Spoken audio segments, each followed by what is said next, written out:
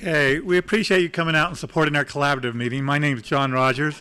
I'm an environmental manager with the Division of Oil, Gas, and Mining. And if you recall, last January we canceled this meeting because we had a conflict with the Uinta Basin Water Summit. Did anyone go to that? Okay, good. Well, we're glad we could support that and not have a conflict there. And we tried to squeeze in our collaborative after that, but with the legislative session coming on, we just couldn't fit it in. So we appreciate you supporting us here today. Want to thank Duchesne County for providing us with this facility and helping us get set up. We always appreciate their support, and along with the breakfast that's provided. I just want to run a few numbers that may come out through some of our later presentations, but things I just want to look at, see where the industry is going right now. Rig count today was 11. Now that may not sound like a lot, but when we were at 0 a few years ago, that's significant. And if you look at what our historical high has been, it's been over 40. But the significance of that is we're doing more horizontal drilling. So a horizontal well does not really equal a vertical well. So I think we're really rebounding in that area. Our production for January was 3.5 million barrels a month for oil, and gas was 22 million MCF. Oil had a high in October of 4.1, so we're really seeing that rebound where we're right around 2 million barrels back during the depths of the COVID.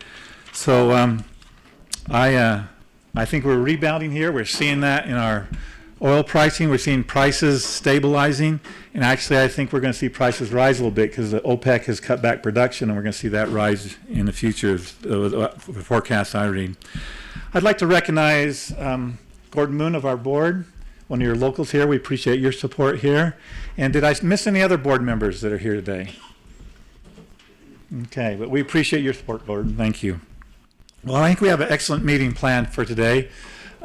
We have a lot of information out there, and so we'll begin with Travis, I'm sorry, get my glasses on here. Travis Campbell from the Uinta County Economic Development. He's going to talk about the Uinta Basin Energy Summit later in this year. So I'll turn the time over to Travis right now.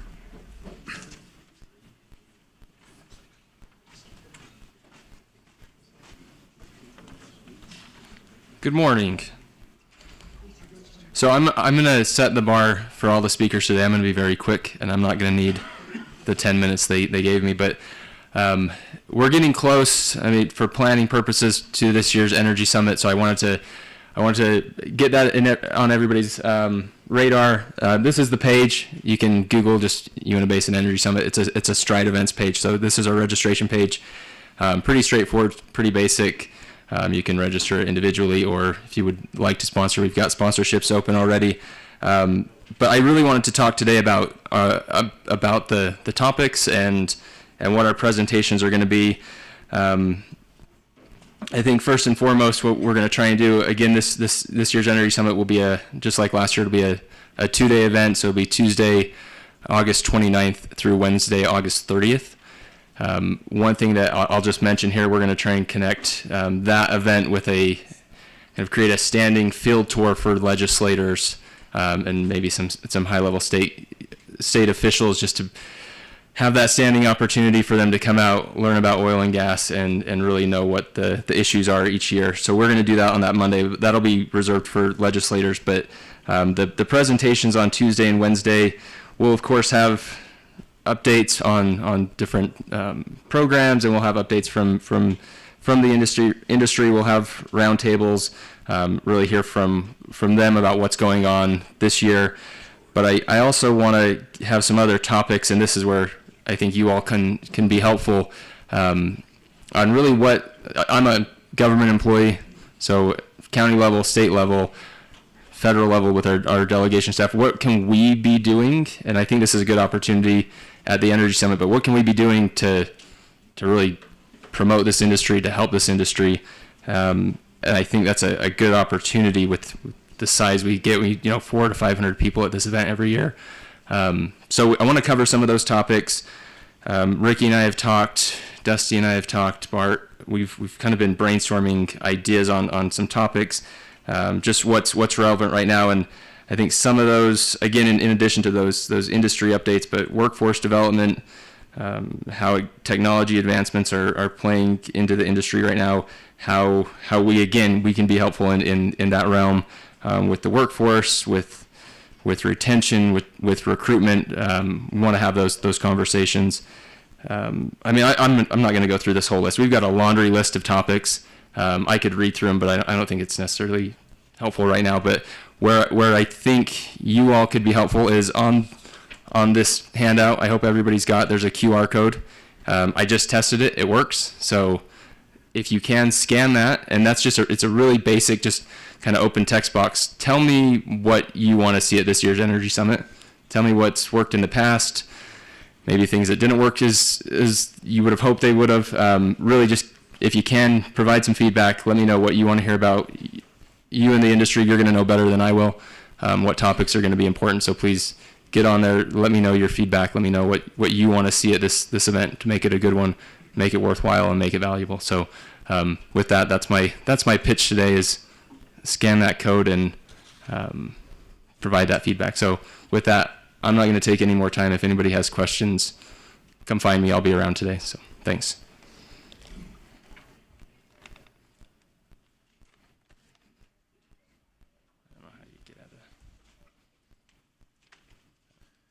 Okay, thank you, Travis. And if you didn't get a handout, borrow your neighbors, but get that copied down. So we appreciate your support out there.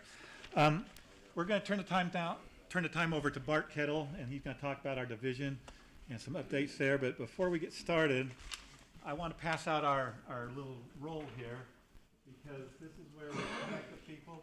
And if you see people on there that have moved on, cross their name out. If you're not on there, add it to it, because we want to be able to communicate with you. So I'll pass one out here and pass another one over here.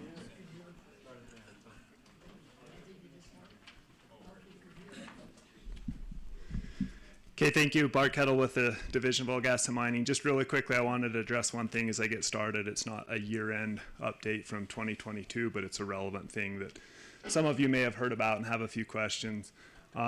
Just this last week, we did get notification we had a well in Grand County with an uncontrolled flow. We were notified Friday. The operator at the site worked to get specialists in place and get crews in place and get that well controlled by Monday. For the division's part, we responded and we're on the scene. Our job in those instances is to be a central place for information, which we did, and then also to coordinate with the IC, Grand County Sheriff Department in this case, and the responsible operator, Rose Petroleum. So just wanted to cover that real quickly. So kind of a year in review. I'm going to start out with a high level of what it is we do. We have some 6,000 state and fee wells that we're the primary inspection group on as a division.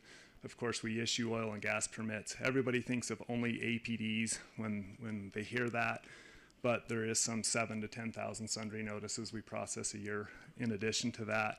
And then another critical function that the division does is we are basically the state agency that keeps all of the records used by other state agencies, from production reporting to things used by the public or by industry, well records and that, to kind of do the research and prepare for upcoming activities. And then one item that's caught a little bit of traffic lately is orphan wells. We manage the orphan well program and shut-in wells in the state.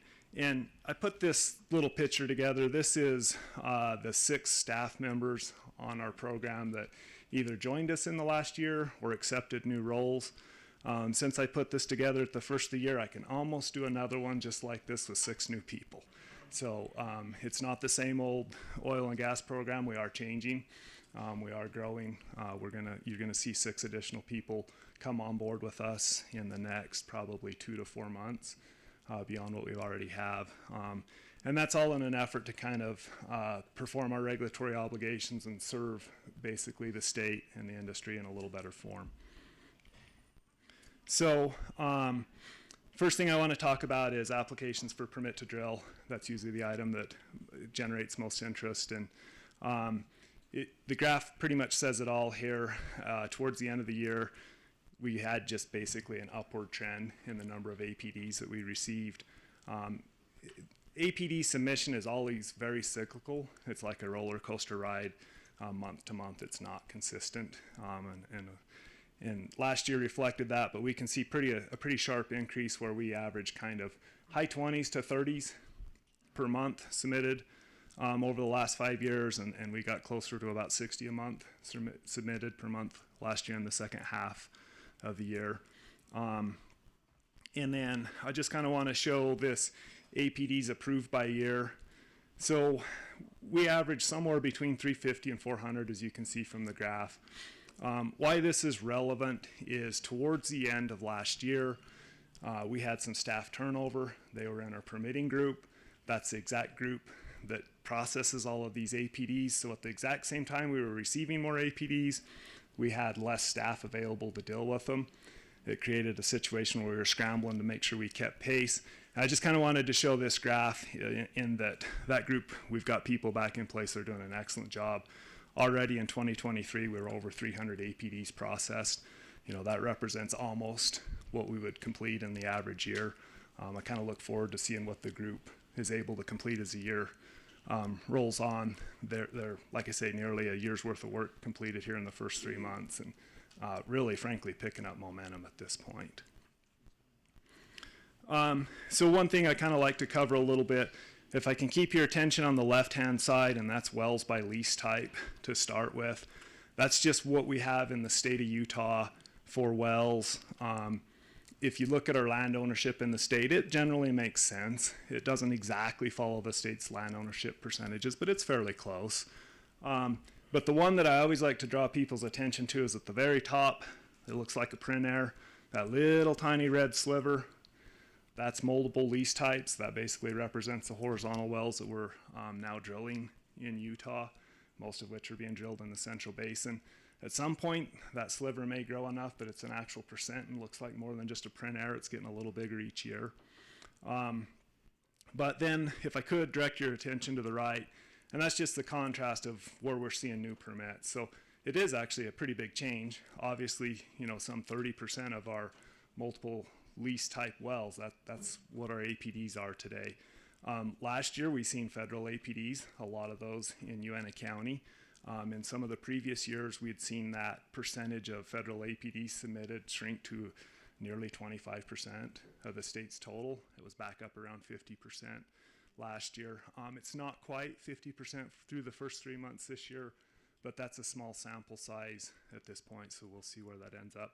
But once again, just kind of drawing attention to like a lot of the work that we do now. Horizontal wells, multiple mineral types, a lot of tribal wells, and a fair number of fee wells as well. Drilling activity for the year.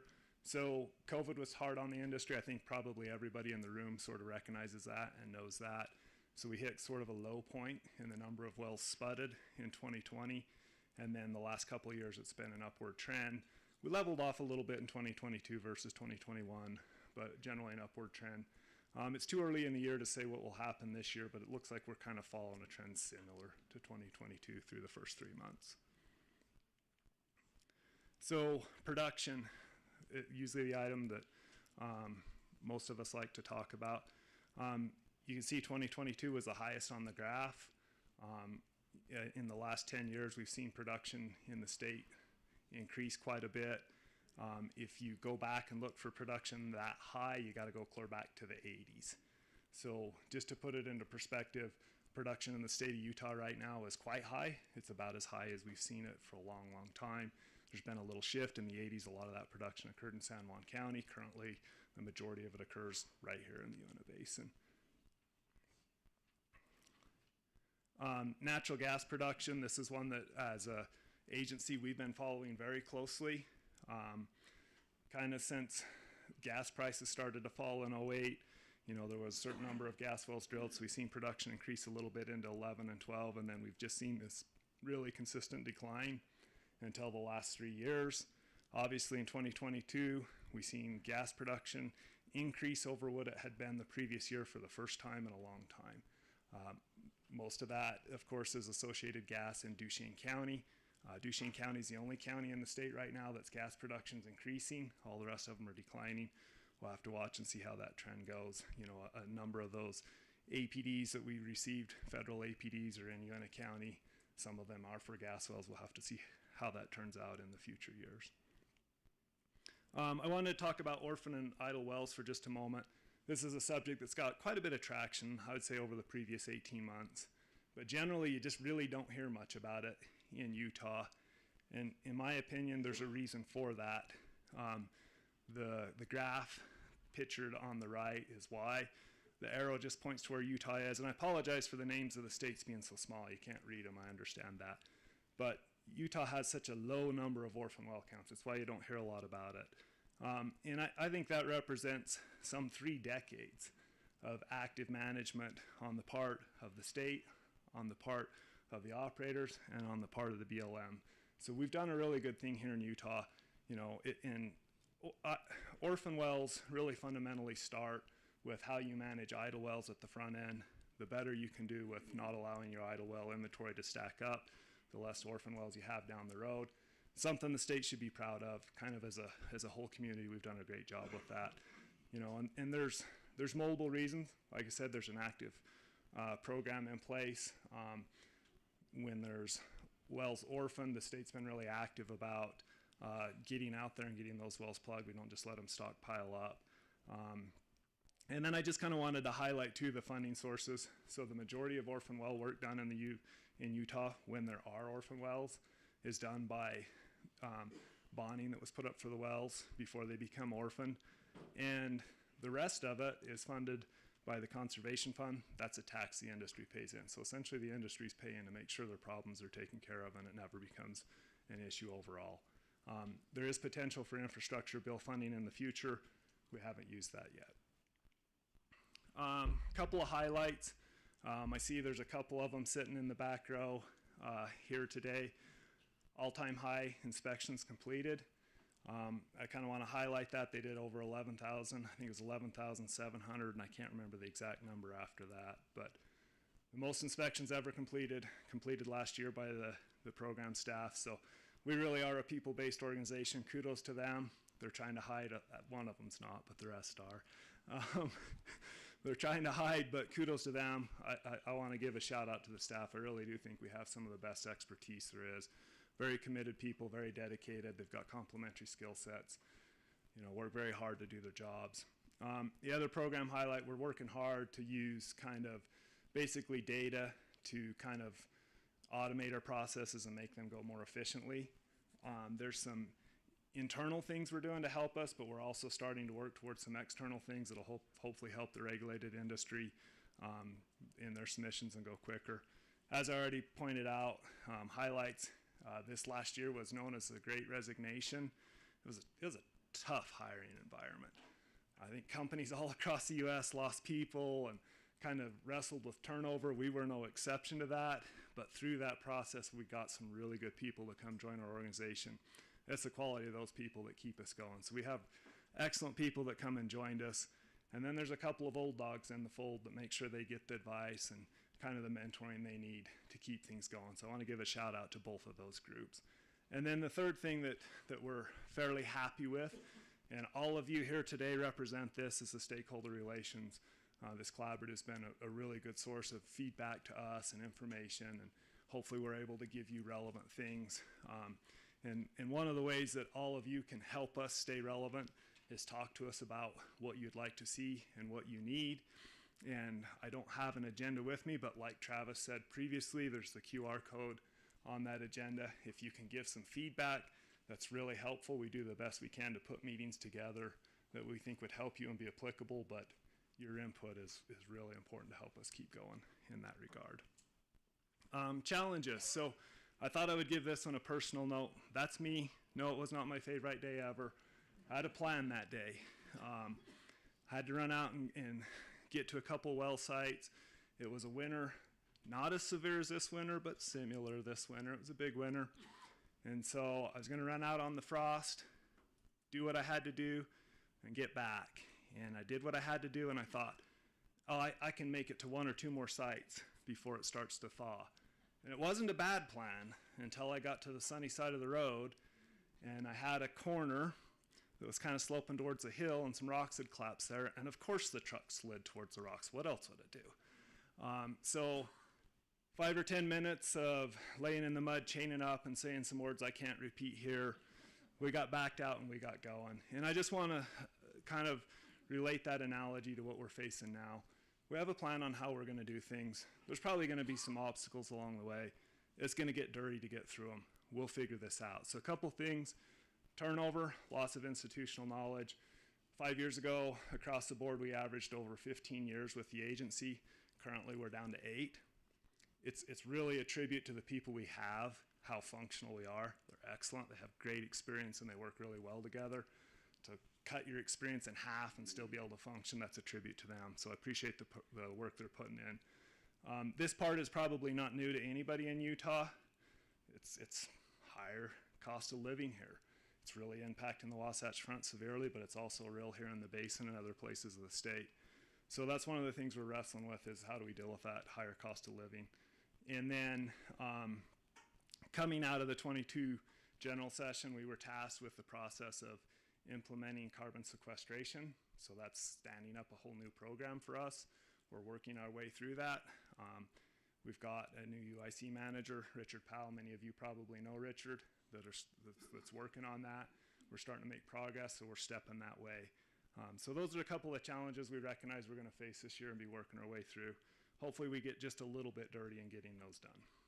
So with that, that's all I have. If there's any questions, I'll answer them. Otherwise, that's it.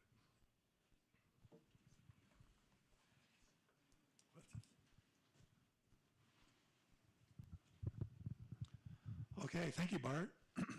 Ricky, we'd like to hear from the UPA. We have a presentation from her. We'll get her set up here. Give me a minute. All right. Well, good morning, everyone. While they get that set up, I think I know most of you, but my name is Ricky Ranko-Browning. I'm president of the Utah Petroleum Association. Thanks for bearing with me this morning as I give you a little bit of an update. And Bart really teed things up perfectly for me here. I believe this is yours, right? Yep. Okay. Just go into presentation mode. Okay. And that's a clicker. Perfect. Okay. So I'm going to cover a bunch of different things here today. So bear with me. Feel free to ask questions. I would much rather have this be an interactive discussion than me just lecturing at you all about where we are and things. So we're going to start with a basin growth overview and what that means for the state in terms of economics, and then give a little bit of a recap of the legislative session this year. So John and Bart really kind of referenced where we are and this historic point that we're at. So this is looking at oil production in the state of Utah going back to 1972. And it goes through the end of 2022. And I can't kind of split myself between these two screens here, but here's where we are at the end of 2022. We are approaching 45 million barrels a year, which is an all-time high for the state. That is incredibly, incredibly exciting and has a lot of implications, both good and challenging, that are going to be coming in the years ahead. If we look back through history, what we can see is our last kind of big boom period in 2014. I think I will date myself a little, but looking around the room, I suspect many of us remember what happened after 2014 and that cliff that we dove off of in 2015 and 2016. So, you know, it does lend itself to ask the question of what comes next, right? We're at an all-time high. What's going to happen next? The good news is we are not diving off of a cliff. Quite the opposite. We have a very significant and sustained growth trajectory ahead of us. And there's a reason, there's a fundamental change of why we are in a very different place today than we were after 2014. And we'll talk about that. But let me walk through this graph. It's a little bit busy. Some of you have probably seen it before and are familiar, but some of you may not have. So the blue vertical line here is the end of 2022, the beginning of 2023. That's where we are right now. This gray at the bottom is our kind of historic black wax base. The yellow chunk, the light yellow chunk above that is our historic yellow wax base. And then all of this darker gold is all new drilling. It's a mix, horizontal, vertical, black, yellow. It's new growth for the sake of simplicity. The red line here is set at about 85,000 barrels a day of production. That's what the Salt Lake refining market can take. That has, as many of you know, traditionally acted as an artificial cap on what our basin can produce. We've always been trucking barrels up to the Salt Lake refining market. Oil prices go up, we produce more, we hit that cap. Discount goes up, prices go down, and we go back down, and we have this boom and bust cycle. What has fundamentally changed that has allowed, what has fundamentally changed that has allowed this growth trajectory and is going to continue to allow this growth trajectory if we also get a little bit dirty, I liked Bart's analogy, is that we have been able to grow an export market outside of the state of Utah. So we're keeping Salt Lake full. We're continuing to truck 85,000 barrels a day up to Salt Lake over Highway 40. We are also trucking today about 60,000 barrels a day out of the basin, down Highway 191 through Indian Canyon, down to the Price Helper area, goes out by rail, and we'll talk more about that in a moment. Mostly feeding into Gulf Coast refining markets, but probably some growth we're looking at beyond that. That has been a fundamental game changer. That creates new markets, that creates stability for producers to be able to bring in capital, to invest, and continue to grow. So the good news is we're not diving off of a cliff anytime soon in terms of production. This thing's really touchy, sorry. The other thing I want to point out is all of this is new dollars. It's new jobs, it's new dollars for the basin, it's new dollars for the state.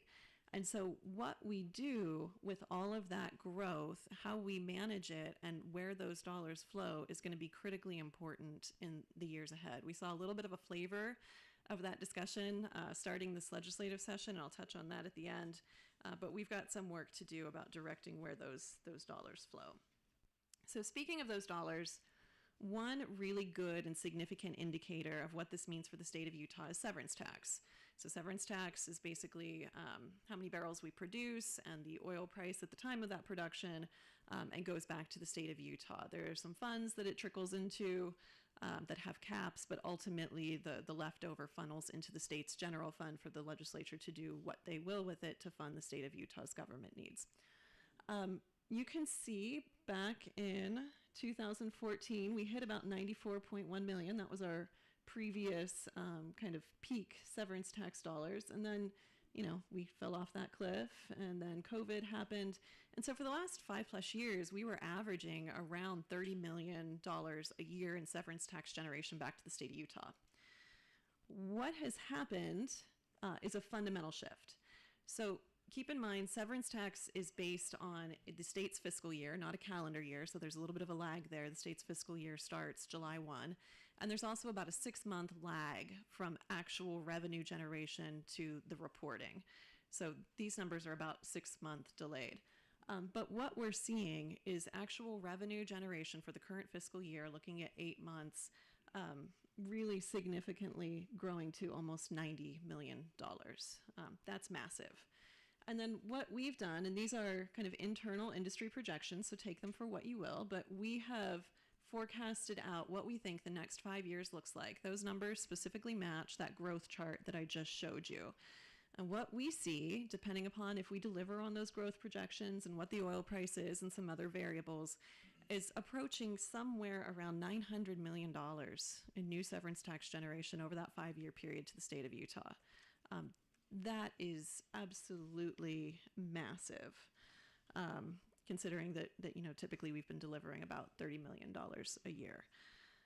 We have some work to do to make sure that we can do that, and I'll come to that in just a moment. But while we're looking at economics, we also recently, last summer, commissioned a third-party economist to take a look at, from a fiscal perspective, what are all of the benefits of the oil and gas industry to the state of Utah? We haven't had a good kind of 5-year look back on this. So this is looking at 2018 to 2022. So keep in mind, you've got 2020, 2021 COVID impacts in there. This isn't an economic impact study. This isn't looking at job creation and GDP. This is looking at actual dollars going into state funds from various taxes, from royalties, from fees, actual dollars from our industry into funds over that period of time. It's a little bit hard to see, but there's some pretty significant numbers in there. We're looking at paying over that 5-year period about $760 million into the general fund. About $186 million of that came from income tax. We paid about $63 million into the transportation fund, $11 million into the transportation investment fund, which is from the funding source for UDOT for roads and infrastructure. CIB, about $173 million. SITLA, $151 million. These are big, significant numbers. And then looking at our property taxes, which go into local government needs, including schools, we've got $268 million that the industry has provided over the last 5 years. Those are very, very big numbers. And if we zoom in, I just want to highlight one key point here. So looking backward, again, 2018 to 2022, including all of the COVID impacts, it looks like we generated about $2.15 billion in total to the state of Utah from a direct fiscal perspective. Keep that number in mind, $2.15 billion. And if anybody wants this study, I'm happy to email it to folks afterwards. Just send me an email and I'll get it out to you. So $2.15 billion, keep that number in mind. Given this massive and very rapid growth, we also recently hired PwC to do both a fiscal analysis, similar to what I just showed you, as well as a full economic impact study. So that looks at things like jobs, direct, indirect, induced jobs, labor income, the sectors of the economy that are benefiting from those jobs. It's a little bit more of a deep dive. That report just wrapped up literally 2 days ago, so I'm kind of new getting these numbers under my feet, so bear with me here. But what we're looking at statewide in terms of fiscal impacts is a 5-year cumulative $11.8 billion. So keep in mind that's going from 2020 to 2024. So we've already collected a fair amount of that, and then we've got the remainder of this year in 2024 to account for. So from 2.1 to $11.8 billion is a massive increase and injection into the economy from what you all are doing every day. That is huge. When we look at GDP, which again is a little bit of a different number there, you're looking at a 31% growth over that 4-year period. If we looked at 2021 to 2024, if we put 2020 in there, the number is massive because it's artificially so low from 2020. But again, a 5-year cumulative $55.4 billion injection into the state's economy. When we look at Duchesne and Uinta counties individually, it looks like we're going to be creating about $4 billion and $2.2 billion respectively in terms of GDP adds. So that is a very significant additional growth through 2024. When we look at employment growth and labor income, so these stats are looking at total labor. So that means direct, all of you, indirect, all of the consultants, service companies, et cetera, that you need to operate, and then the induced, which is everyone around the community that has a job because you're here. Think banks, hotels, grocery stores, you name it, lawyers, accountants, et cetera. We are looking at about a 52% increase over that 4-year time period from 2021 to 2024 in Uinta County, growing about 1,500 new jobs here. That's very significant and certainly raises some questions around housing all of these folks, the services that these folks need. And that comes with the price tag, which goes back to that severance tax number, and we'll talk about a little bit more in a moment. Look at Duchesne County, similar 26% growth, 900 new jobs, and some very significant labor income that we expect to be generated over that time period. Statewide, we're looking at about a 23% growth in jobs, and then about a cumulative 5-year labor income of $24.1 billion. So it's hard to put these numbers to mean anything, right? It's a lot of really big numbers that seem kind of abstract, but it's really valuable information for us as we work to advocate with the legislature about making sure that we are adequately funding the community needs here, the infrastructure needs here, and the challenges that we're going to have to face to deliver upon that growth. Speaking of challenges we're going to have to face to deliver upon that growth, we have many, but this is kind of subject 101. This is what we're facing as our most acute challenge right now. All of that new growth, all of those new dollars and new jobs depend on this 44-mile segment of road of Highway 191 going through Indian Canyon. So you're looking at Duchesne up here in the north where we are, and down to the US 6 junction, where we then go down to the Wildcat and the Price River Terminal rail loadout facilities. All of those new barrels the 65,000 barrels a day that we're exporting right now, which we expect to grow to about 70 or so next year and about 80 or so in 2 years' time, has to get down this route. And for those of you that have driven it, that's a real challenge. This road was not designed for that kind of traffic, not to mention that there is a lot of other commerce that moves down that route and a lot of tourism and travel in the summer. So this is a very real challenge. So knowing that we were starting to see constraints, that we were having safety concerns here, we reached out to UDOT about 1.5 years ago and asked for help of could they help us evaluate what needs to be done to ensure that this critical route doesn't become a bottleneck for us to continue to grow the basin. They did a fantastic job of putting together a study. I know a lot of folks in this room engaged through that process, gave them some projections of truck traffic. They worked with some of our drivers. I want to thank Pathfinder specifically. They took them on a ride on the truck to give them a little bit of a flavor of what it's actually like.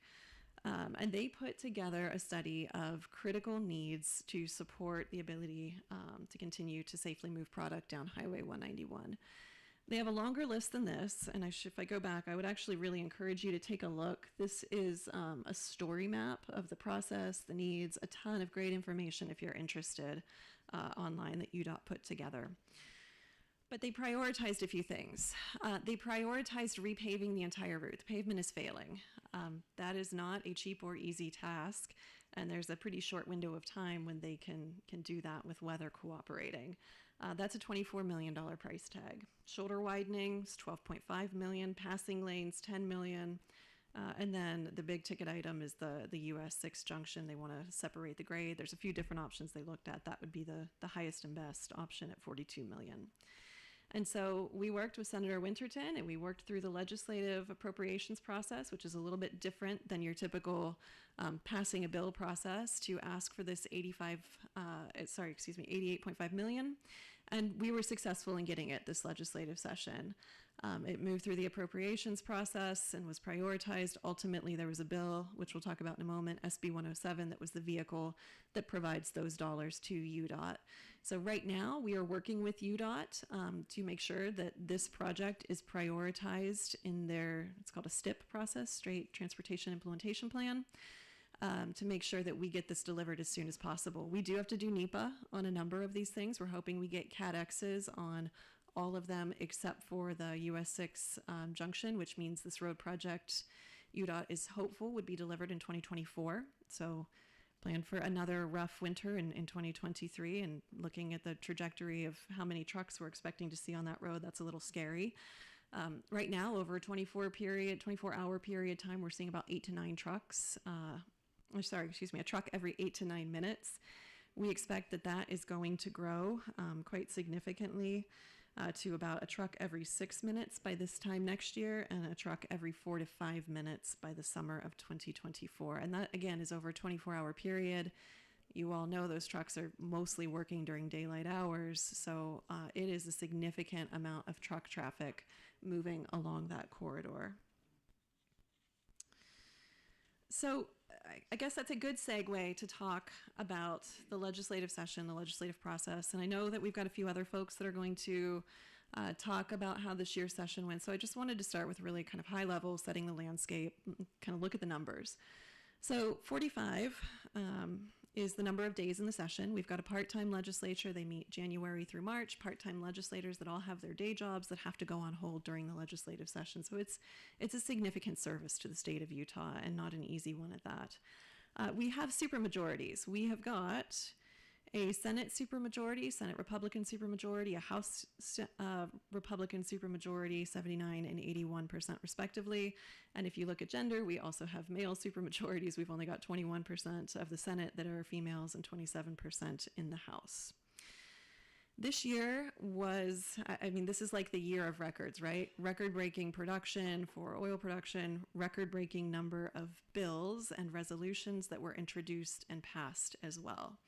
So you're looking back to 2007. The orange bar is the number of bills and resolutions introduced over those 45 days. The blue bars are the number of bills and resolutions passed over those 45 days. You can see we blew previous years out of the water. There were 929 bills and resolutions that poor Senator Winterton and all of our other elected officials I see, we've got Representative Lund in the room, we've got Representative Watkins in the room, had to somehow manage and follow and track and engage on. So very, very challenging year to keep track of all of those. And the thing about the legislative session is a bill may look completely innocuous. It may not say anything about oil and gas or infrastructure. That has absolutely zero bearing on whether it's actually going to impact all of you and our industry. So you really have to keep a very close eye on these things as they move through the process. Another record broken. This is looking at the sort of cadence of how bills are passed during the session. So this is looking back to 2014. It was as far back as I'm aware we keep records of. The gray are all of the various years. You can see a kind of trend there. The red is this last year, where we start out pretty slow, and then the cadence of bills passing creeps up until the last week, where it shoots straight up. The last week is pretty haywire. This year, again, another record. On day 43 of 45, the legislature passed 104 bills in a single day, which is nuts. That's beyond record breaking. Typically, they pass about 52.7 bills on that third to last day. So let's just say that the pace was fast and furious. The work was extreme this year. And all that being said, it was still a very, very good year for the oil and gas industry, thanks to those folks I called out and the supporters in the room. Did we get everything we wanted? No. But did we get what we needed? Yes, particularly the $88.5 million for Highway 191. So I won't go into all of these in detail. I won't bore you. I'm happy to answer questions if you have questions about any of these, either now or after the fact. Just a few high-level things. The last couple years, we've gotten used to saying that we had the state's largest budget ever. That was again this year, $28 billion budget. Big winners from that were water, definitely, whether we're talking about dollars appropriated or effort and focus on water policy. It was huge this year, rightfully so. Education was a big winner, infrastructure was a big winner, and it was the third year in a row that both Senate and the House have said it's the year of the tax cut. We had a lot of tax cuts. I'll point out just a few things that are important. There were a number of bills, I've got 4 listed here, that tried to put some sidebars on ESG and how that impacts our economy and our industries in the state. We did have 2 bills that were county recorder bills. Shelley, I sure can be a resource on those as well. She was actively engaged. One of them, HB 351, is going to look to put some standardization around documents being recorded, which I think is something we would welcome. And then on the oil and gas side, there were a wide range of different bills that are important to mention. A really important one was HB 144. High cost infrastructure development tax credit. So this is an existing tax credit that you all could take advantage of if you have large infrastructure projects. If you're putting in a pipeline, a road, as we look to electrification, which is another big challenge we're going to have to deal with. But this expanded the tax credit to include energy storage. So that can mean oil and gas storage. And it expanded the types of taxes that you can take advantage of. So you can now deduct your severance tax payments due for qualifying projects. So as we all are looking at building out infrastructure, we've got challenges on gas takeaway, especially on the western side of the basin. We've got challenges on roads. We've got challenges on electrification. We've got challenges on storage at our rail facility to continue to rail products out. Those are all projects that may qualify under HB 144. You should take a hard look at that bill. SB 107 I mentioned, and I'm going to come back to this at the end. HB 319, we've got Dr. Lyman in the room. That was a really important one that we were thrilled to support. That sets out ongoing sustainable funding for USU and their work on air quality research, which is so critical to us addressing the air quality challenges, the ozone exceedance issue in the basin. And then SB 288 is a utility bill assistance program. Big shout out to Karis, who has offered to provide funding into this program privately. This is to help address the challenge, particularly with natural gas bills, but with all utility bills for low-income folks, recognizing how much rates have gone up and what we expect gas prices are going to continue to do over the next few years. So SB 107, let me just talk about that really quick, and then I'll tee it up, and if it's okay with you, John and Bart, I think we hand the time over to Senator Winterton next. So this was a bill that went through quite an interesting evolution. I don't want to steal Senator Winterton's thunder here, but I think that the intent as it started out was to, if we go back to that severance tax growth, it's an important visual. The goal was to try and capture some of that huge growth and bring it back to the basin. Again, when we talk about this kind of growth, that's going to mean real challenges and needs in our communities. So how can we bring some of those dollars that our industry is generating back to address those problems? We got some serious pushback from some of the other members of the legislature. When you start to see big dollar signs like that, everybody wants a piece of the pie. And so we ultimately were not able to move forward with a mechanism that was originally planned in SB 107 to bring dollars back to the legislature. We were able to use it to bring the $88.5 million to UDOT for the road work that we needed. But it poses a big challenge and something that we at UPA, and probably will be asking for support from many of you in this room, are going to be working on through this legislative interim session over the summer as well as next year, of how can we bring those dollars back here to help support those needs. And that's not going to be an easy process. That doesn't mean it's not worthwhile and something we're not going to be diligent about working towards.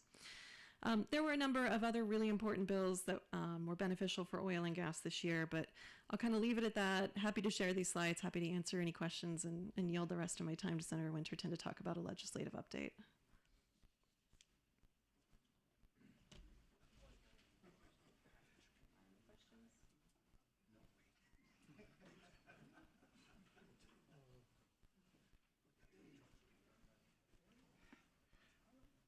Thanks, Ricky.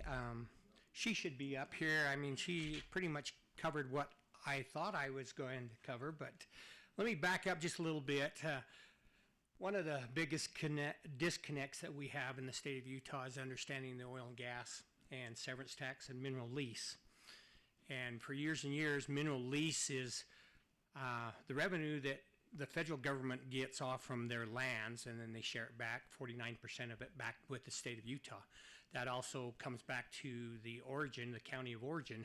That's kind of how we've helped mitigate the impacts that are caused by this industry, and that is administered through the Community Impact Board. And since there's not a lot of new activity on federal lands, those monies are diminishing. But what happens is now, because we're growing, all of this is coming to the state of Utah in the form of severance tax. And so it's a big jump, but we still are not getting the help from the state that we need to mitigate those. And so Senate Bill 107 was the one that where we were trying to educate them. We're trying to set up another fund in taking a portion of the severance tax that's paid to the state and give it to the Community Impact Board to administer, to continue helping with those impacts. We did really well educating them on how much revenue is coming to the state. We got our funding for 191, but when it came down to the second to last day of the session, they gutted that Senate bill and just took the money for 191 and left everything else out. And so this year, the goal is to go back and to educate them as to what's going on. Now, Ricky did a great job in the numbers that she presented there, what's going on, and the projections. So we're gonna have some little field trips out here, some tours, trying to get more legislators out here to educate them on the actual impacts. And so that's the goal this year. We'll go take another stab at it. We did a really, really good job. I appreciate Ricky and UPA, all those of you that were involved in the study on 191 and also coming out and testifying in those committees. Legislatively, we did a really good job. I think we had at least 10 bills that were very effective for this industry to help you continue doing what you're doing. The high infrastructure one is the main one that comes to my mind right now, because that's a way that we can help give back to you guys so you can keep doing what you're doing.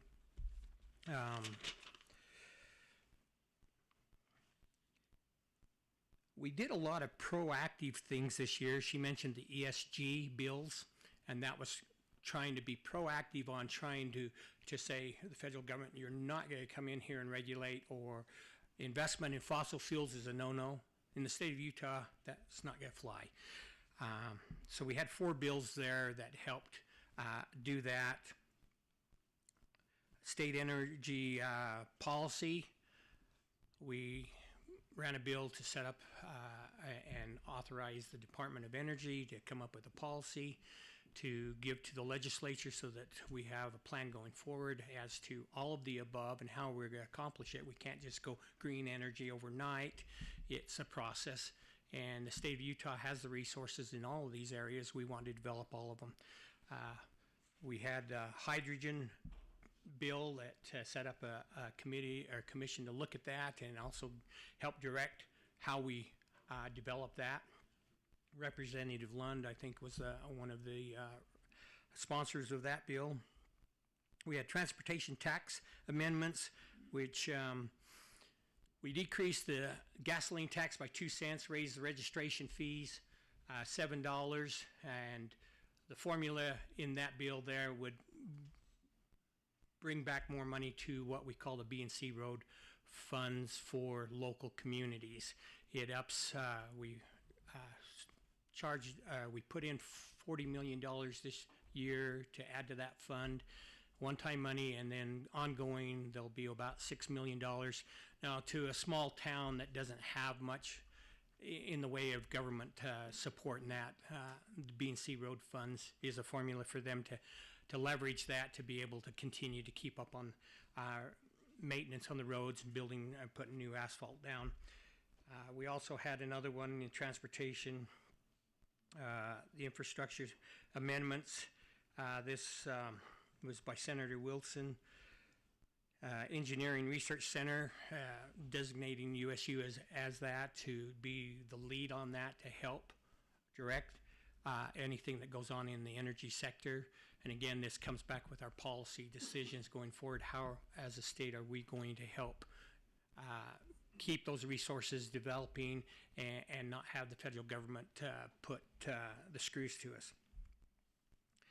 Electrical power delivery quality amendments. Certain utility companies will be required to make a delivery plan, and then that will be coming back to the Public Utilities Commission and the Legislative Commission or committee to authorize going forward with that plan.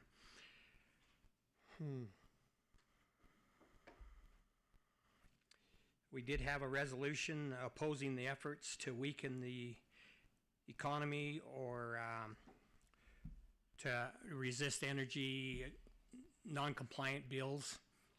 Most of this is our federal delegation. They need to know where we as a state and the legislature falls on that, and so this gives them their marching order as the federal legislation comes on where they should be voting for us. I guess Representative Watkins, great support. I don't know, I think if she wants to come up, she can give some more. Those are the highlights. We did do $800 million tax cut in various sectors. We touched Social Security, those on fixed incomes. We tried to help them. So record breaking. The pace is really, really fast this year. We got a lot of the high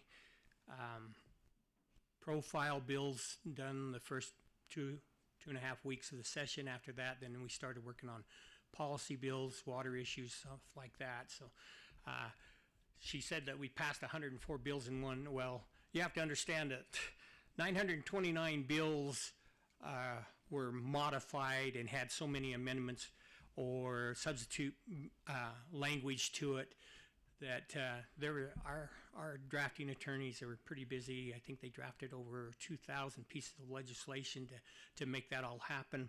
And so they all happened to come together and converge on that one day, because that was a process of trying to get buy-in or get all the parties together as to, so it was a good process. Right now we start our interim in May. That's when we'll start educating again on the needs of sharing that severance tax instead of going to the general fund that needs to come back here. So look forward to that. I'll be around if you have any questions, or we can ask for it now, right? You know? If I can't answer it, the other two representatives can. So, okay, thank you.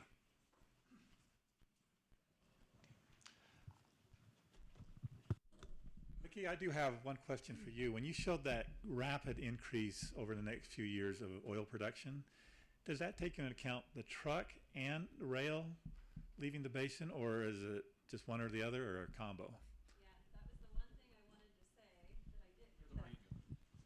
That was the one thing I wanted to say that I didn't. So thank you for asking that. That's perfect.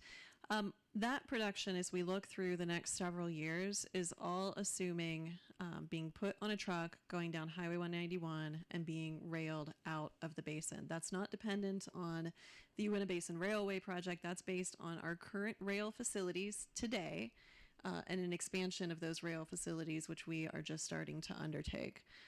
So that's current infrastructure with some expansion.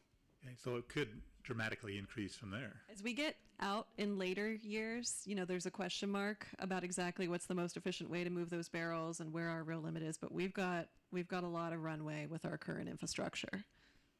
And one more question. Last summer we had a presentation here based on gas takeaway and how that could constrain things on oil production.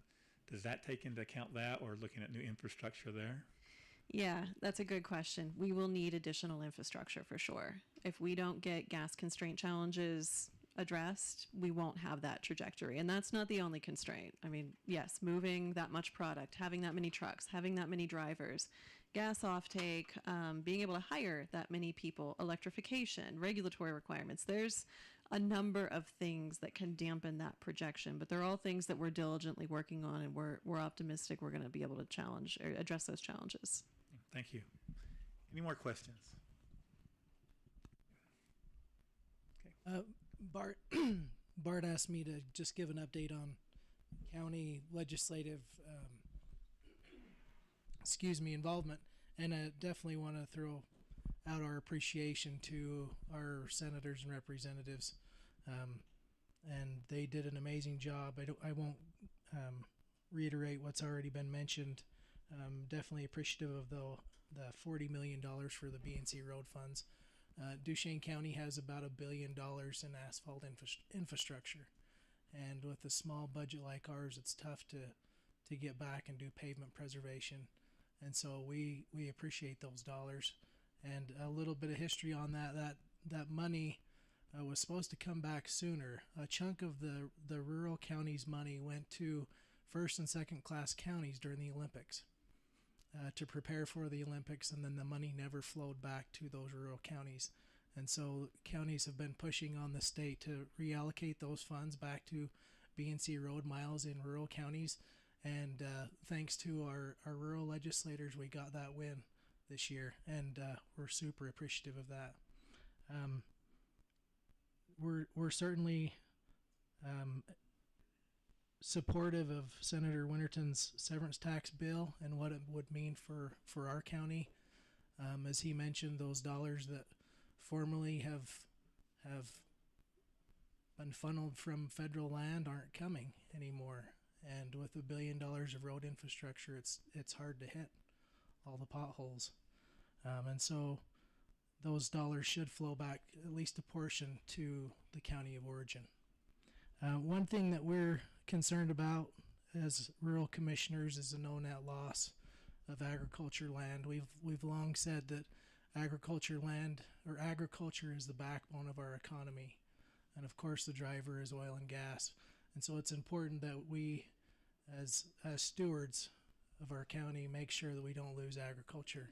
And so appreciative of our producers who have now, with the better technology, they move to the corners of pivots instead of putting them in the middle of fields, and we appreciate you being sensitive to that. But one of the big things that has come up in the last couple of legislative sessions is the Lee Ray McAllister Fund, which most of you may be familiar with, is to put land into conservation.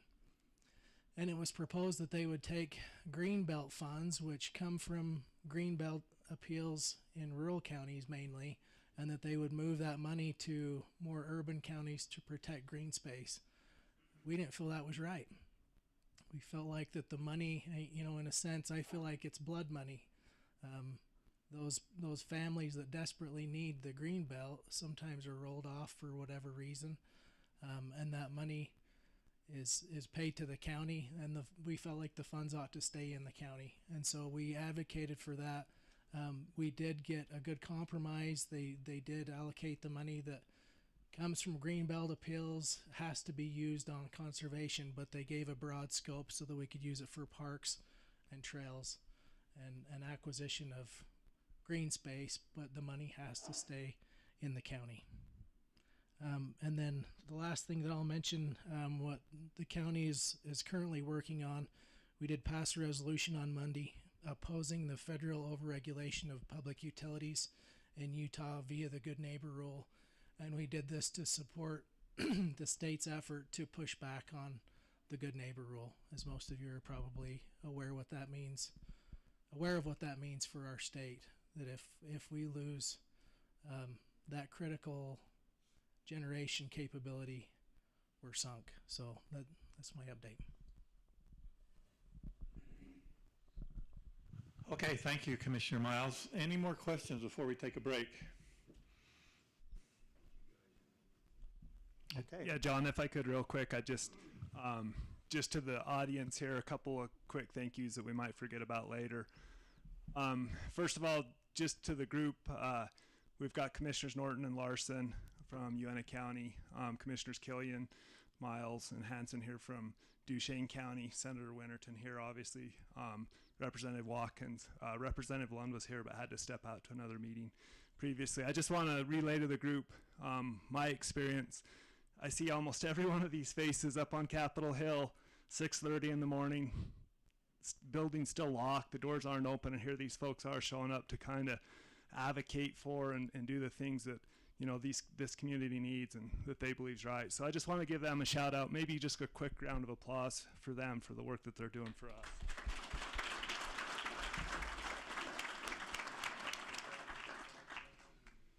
And then just a couple of more quick thank yous. First one to all of you. Best count we have, we're over 170 people between who's here in person and online, so surprising participation today. Please take a moment, fill out the survey from the QR code. That kind of helps direct how these events go forward, help Travis out with some of the planning that he's going to do. And then two quick thank you. If you're back getting treats and snacks, take a moment and thank the Duchesne County staff. They make that possible for us. Jerry Lisenby staff for having the facility prepared and always having it ready and accommodate whatever comes up. And then two gentlemen trying to hide in the back, giving us all the AV and the audio support back there, make this meeting function. So that's it. Okay, thank you, Bart. Well, why don't we take a break till about 10:30 and we'll get started with the remainder of our meeting.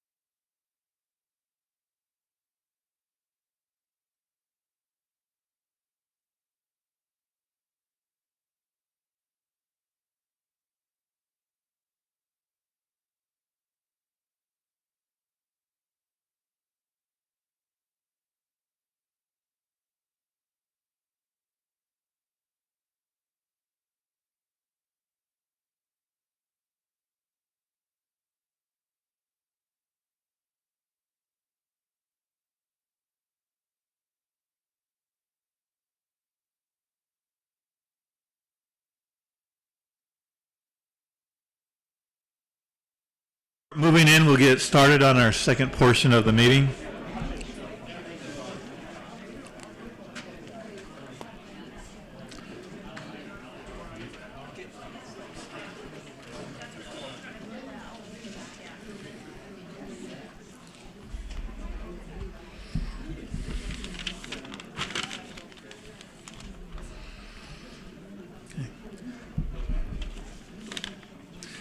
Okay, we're now going to hear from Alan Walker and some of his associates from EGI.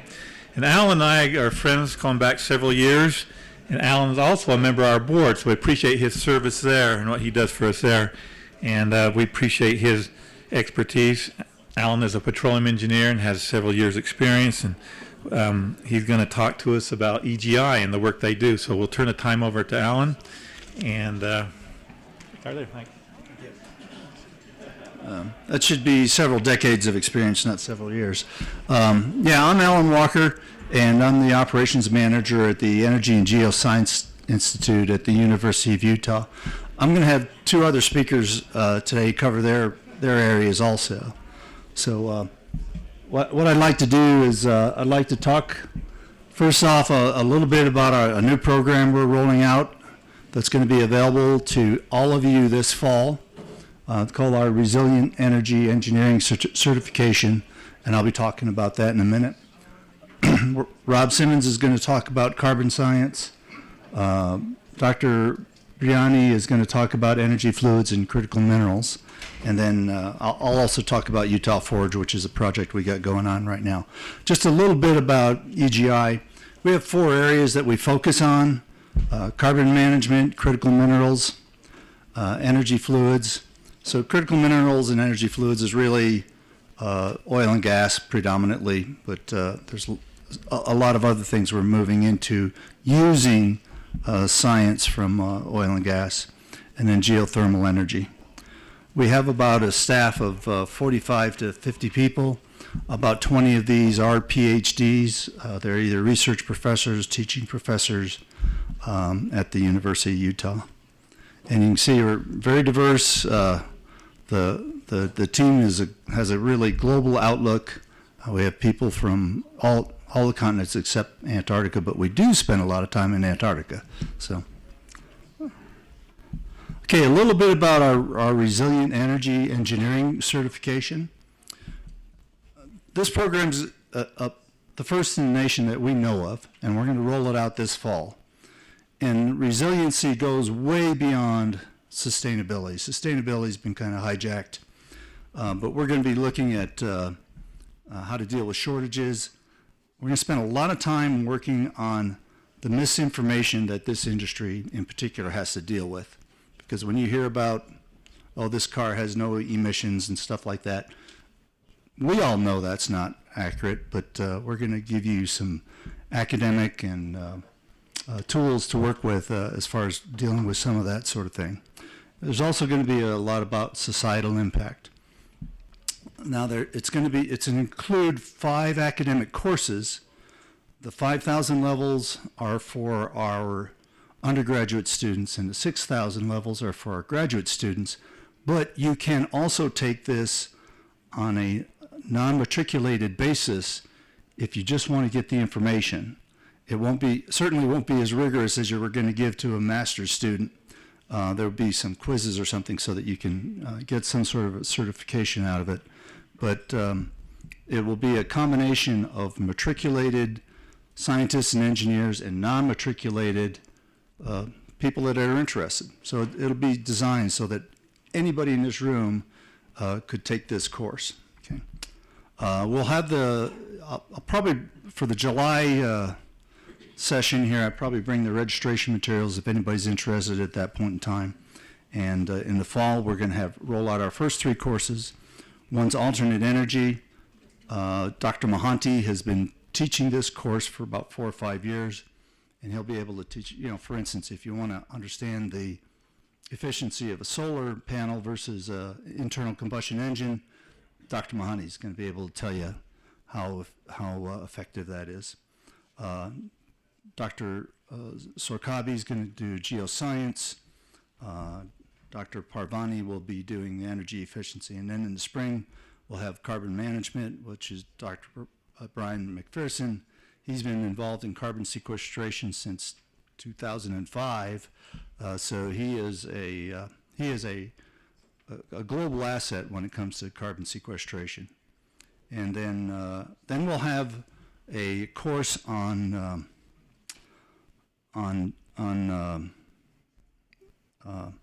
if you would, entrepreneurship that knows about societal impact and stuff like that, and we'll have guest lectures for that.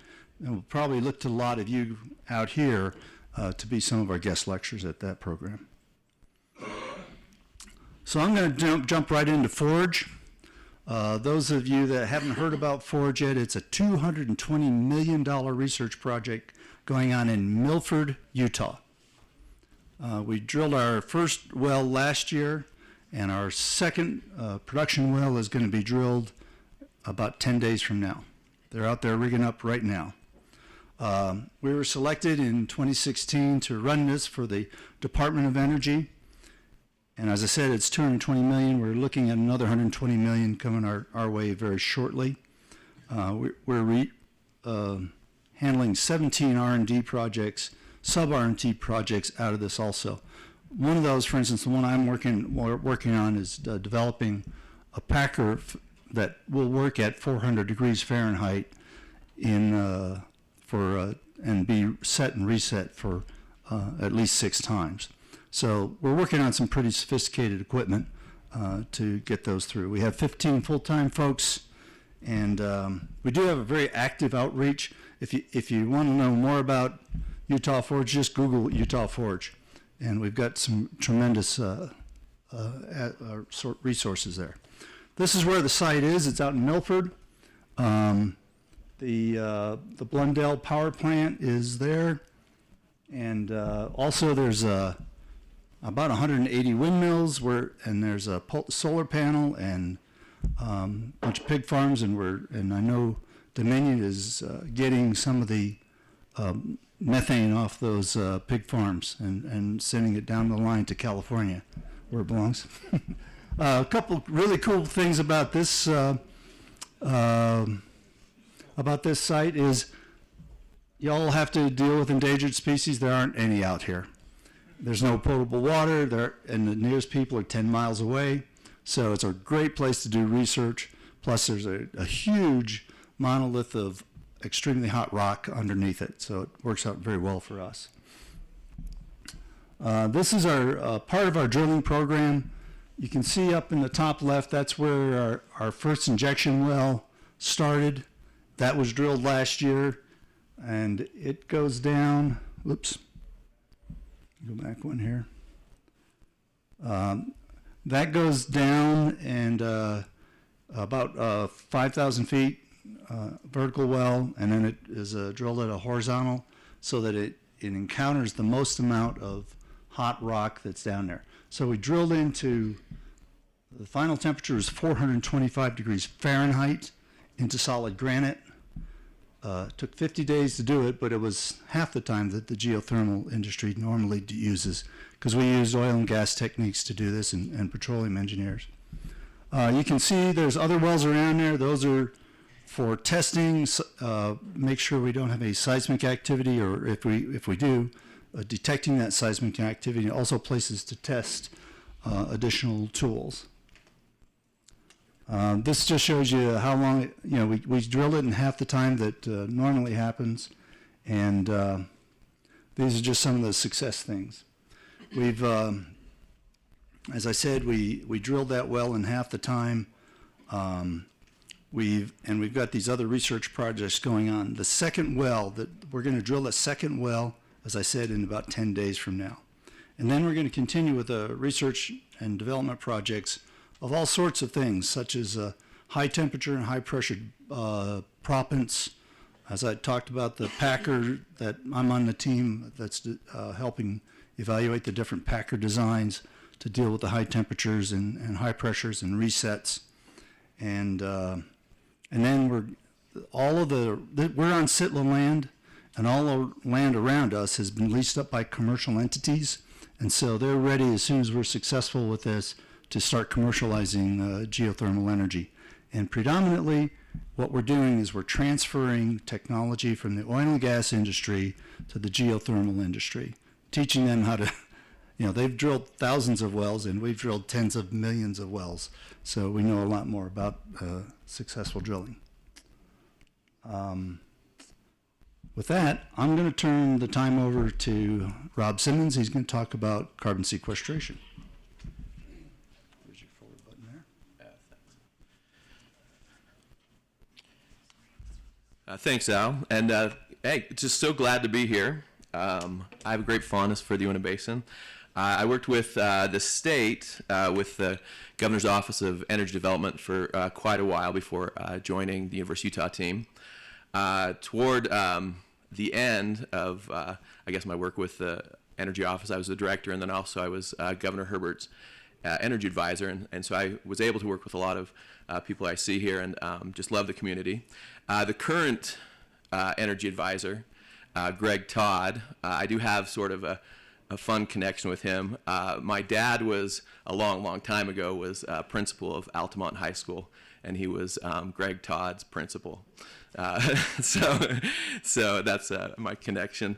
But I love working out in the Uinta Basin. There's just so much opportunity out here.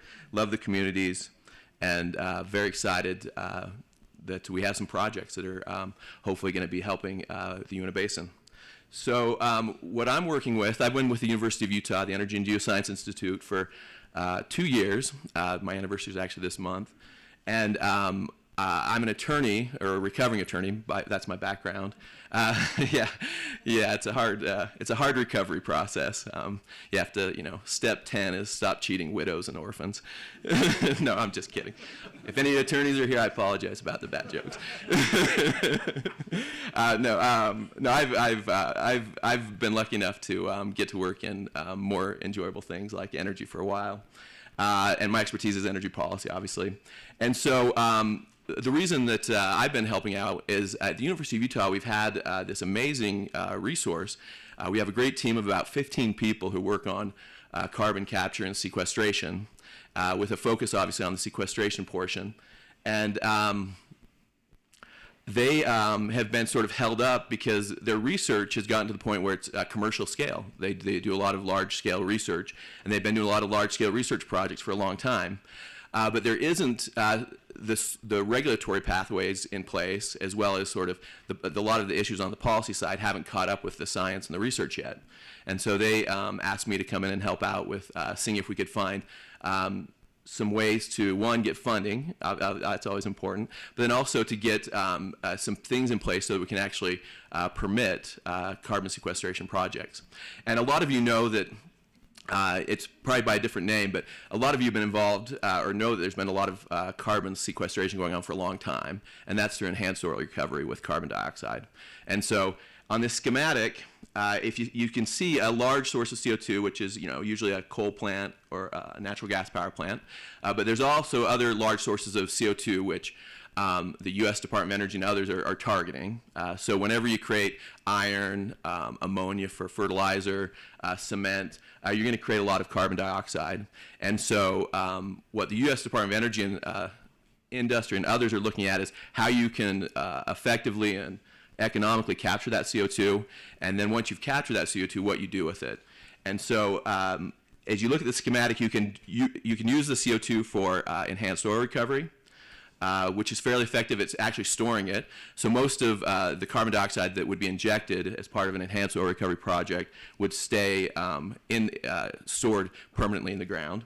Or if you want to go deeper, and this is usually deeper, you can go to these massive geologic formations. And if you see that kind of bluish arrow, they're called deep saline aquifers, and they have enormous capacity to take carbon dioxide. And if you store them down there and you have the right cap rock, so it's impermeable to CO2, then you can store that CO2 and massive amounts of CO2 deep in the ground, and it will stay there permanently until it mineralizes. And so, as Al said, at the University of Utah, our team, led by Dr. Brian McPherson, has been working on these issues for about 20 years. Initially, the big project they were involved with was just determining the amount of capacity to store carbon dioxide through carbon sequestration that existed throughout the United States. So Dr. McPherson was leading what was called the Southwest Partnership. That's in the sort of the brown. And what they found out was that throughout the United States, but especially in places like Utah, there is enormous amounts of geologic capacity to store carbon dioxide. And this would be in the hundreds, if not billions, of metric tons of storage capacity.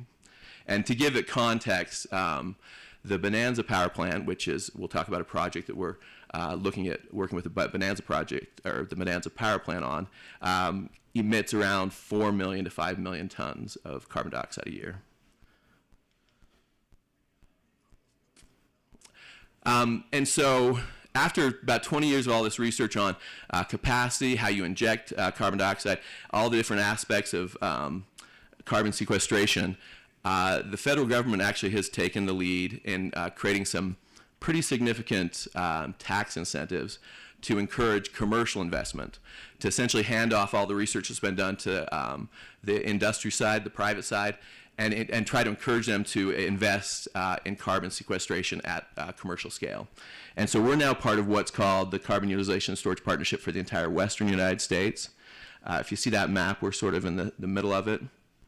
And our job is really to work with industry and advance large commercial scale projects. So right now we're working with a big iron refining project down in Cedar City. And then there's other projects like that scattered throughout the United States where we're looking at how to capture that carbon dioxide and then store it in the ground permanently. And the incentives, which were called the 45Q tax credits, they're pretty significant. These are actually outdated. I didn't update my slide. But based on the recent Inflation Reduction Act, you can now actually get, for every metric ton of CO2 that you store through an enhanced oil recovery project, you get $60 a ton. And then if you permanently store that CO2 in these deep saline aquifers, or you do permanent geologic sequestration, then you get $85 a ton. And so these are massive incentives, and it has generated a lot of interest. And so we're working with a lot of companies, not just in Utah, but all the way down in Texas, that are very interested in partnering with us on some of these larger projects. Our team also works with some traditional oil and gas projects. This is a project we're really excited about down in the Paradox Basin, which is in southeast Utah. And the general goal of this project is to see how you can take advantage of natural fracture networks and intersect them when you're drilling to increase production. And so as an alternative or even a way to enhance a traditional sort of lateral stimulation, this looks at how you can sort of map out the natural fracture networks that might exist in a geologic basin and how you can intersect those when you're doing lateral stimulations to get additional production.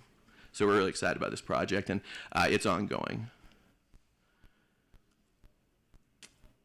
Oh, and as I mentioned, we were part and the lead in what was called the Southwest Partnership. And as part of that, we actually, one of our expertises was enhanced oil recovery, at least working on the storage side and monitoring and measuring how much net carbon dioxide was being stored as part of a project. So in a number of projects, most of them in North Texas, we were able to store a net 1 million tons of carbon dioxide through a variety of enhanced oil recovery projects. This is a map of some, I guess, the potential or the storage capacity for carbon sequestration here in Utah. The darker the blue, the greater the resource. And as you sort of see out in the Uinta Basin, there's a lot of amazing resources, geologic resources for carbon sequestration.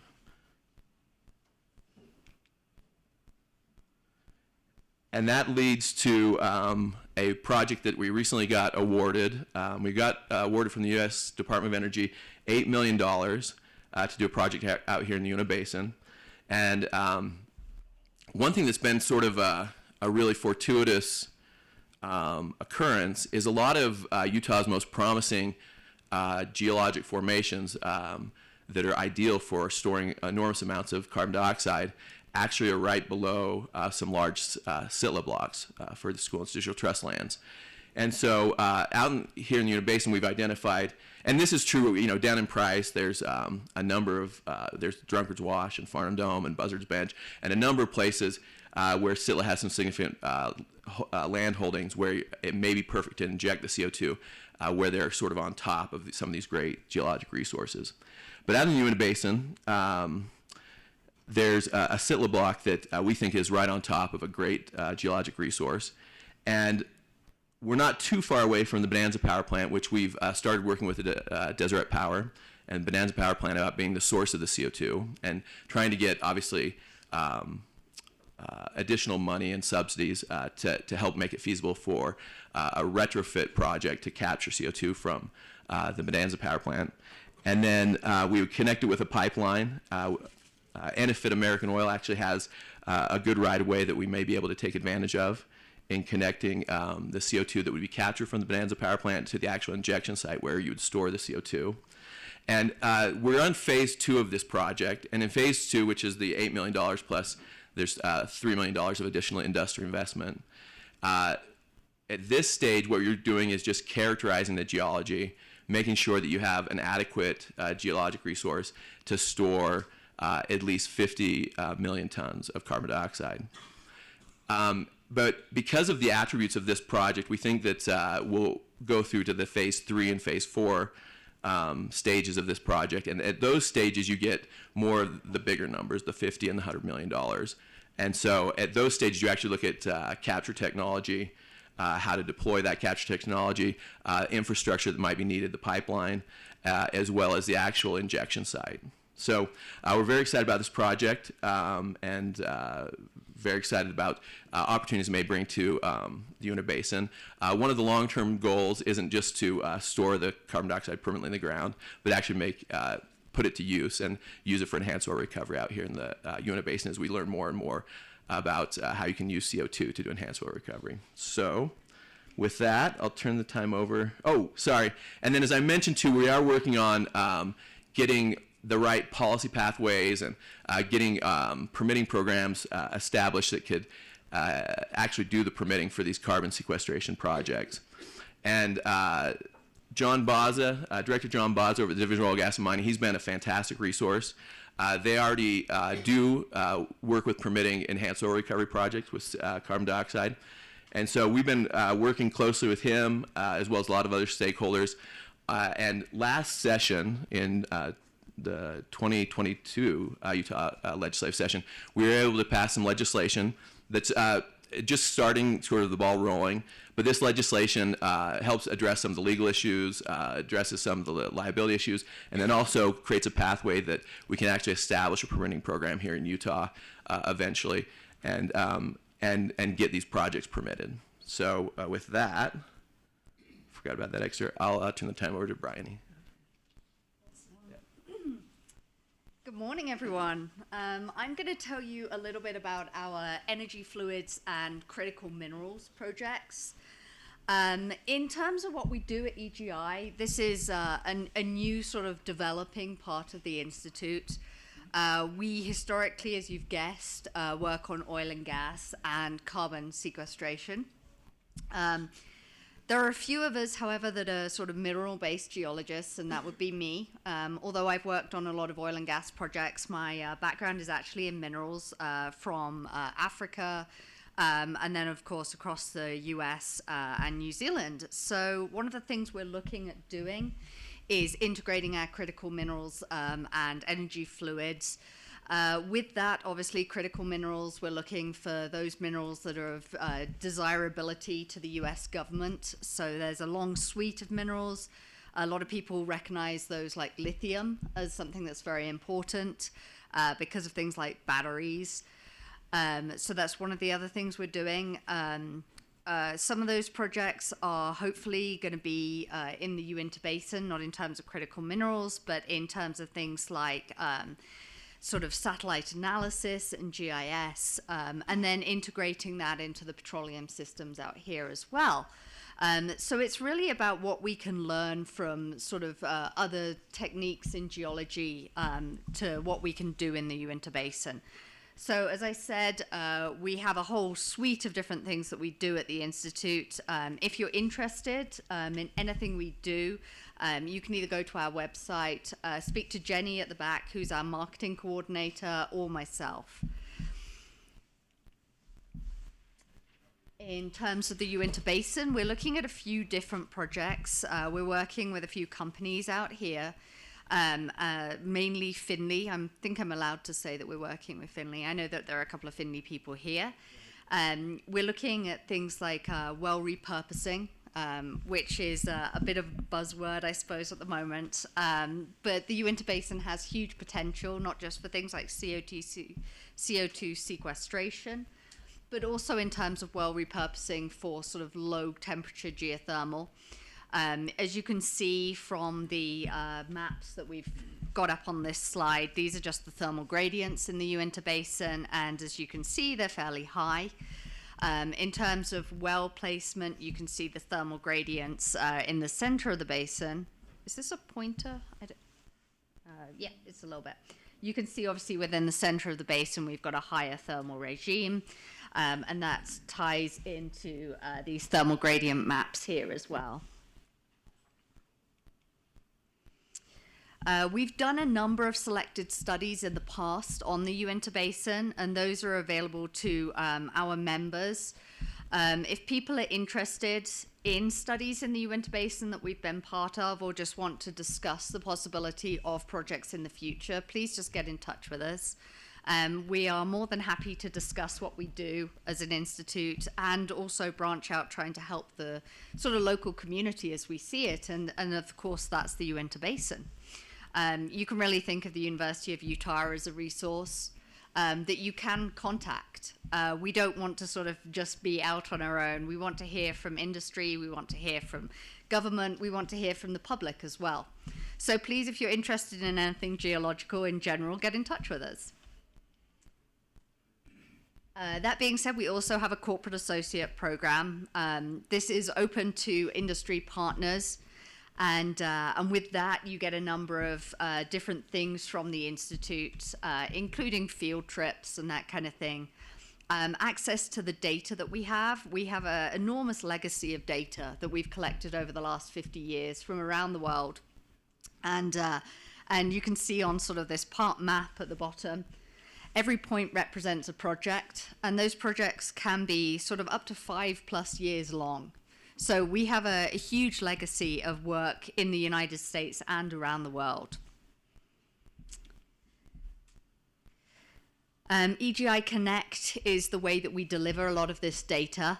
If you want to log on to EGI Connect, I think you can see a little bit as far as I know. But again, get in touch with us if you are interested in looking at the data that we have, and we can easily set up meetings or just chat to you over the phone or email about it. So that's us wrapping it up. We just celebrated our 50th anniversary. So yeah, get in touch if you would like to sort of pick our brains on anything geological. And that's us. Take questions if you want. Questions for any of the three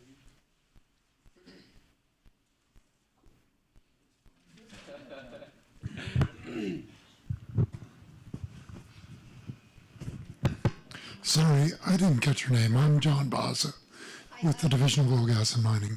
I should speak into the mic. I'm quiet. Bryony Richards. Okay.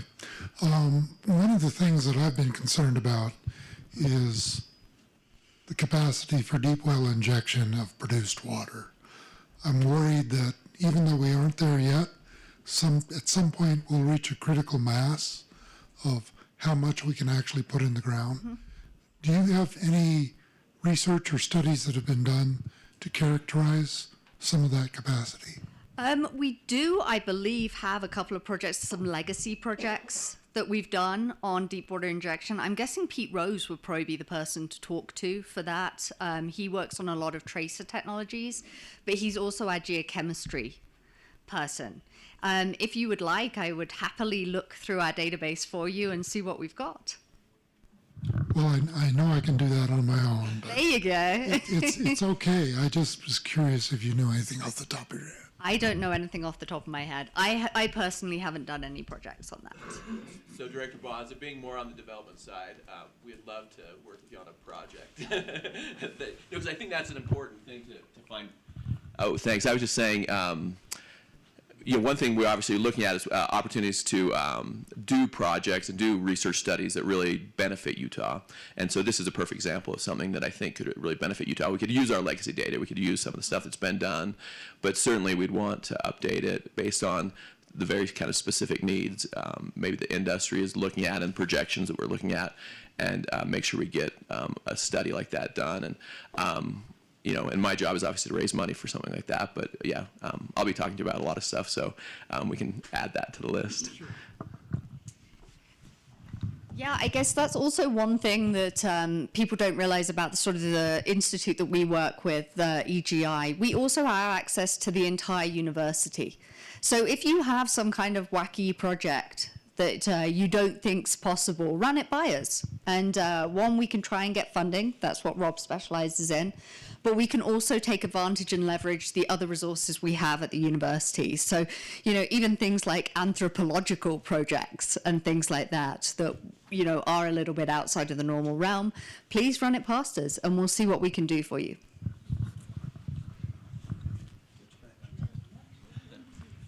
Any more questions? Okay, well, thank you. Our next speaker will be Brian Spear from Waste Management and Radiation Control, and he's going to be talking about a significant change in the way E&P waste is handled out here, and so that transition, and he'll explain that to us. So.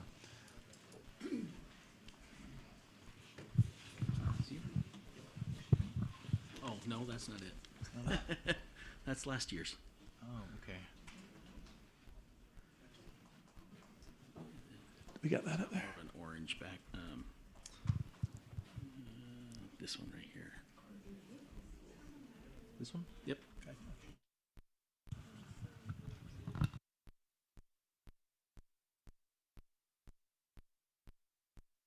Thank you. As John said, my name is Brian Spear. I'm the manager of the solid waste section at the Division of Oil, Gas. I'm sorry. What am I thinking here? Solid waste section, Division of Waste Management and Radiation Control. We've been working very closely with oil, gas and mining, and that's the purpose of me being here today, is to update where we're at with some transition that's happening in waste management. But first, I want to take just a second and just address the solid waste, just to quickly give you a high-level overview of why we're in a transition period. So solid waste is not things that are just solid. It's actually a defined term that's defined by the Federal Resource Conservation and Recovery Act, and also by the Utah Solid and Hazardous Waste Act.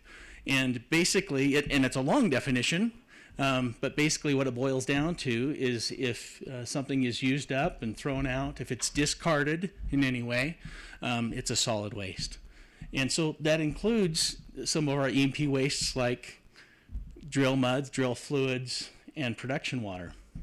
So in 2018, the EPA communicated to our division that because the Division of Waste Management and Radiation Control is the state agency with primacy to regulate and enforce waste throughout the state, they wanted to make a shift. They wanted to make some definition changes in the state law to ensure that E&P wastes were managed under the appropriate regulatory program.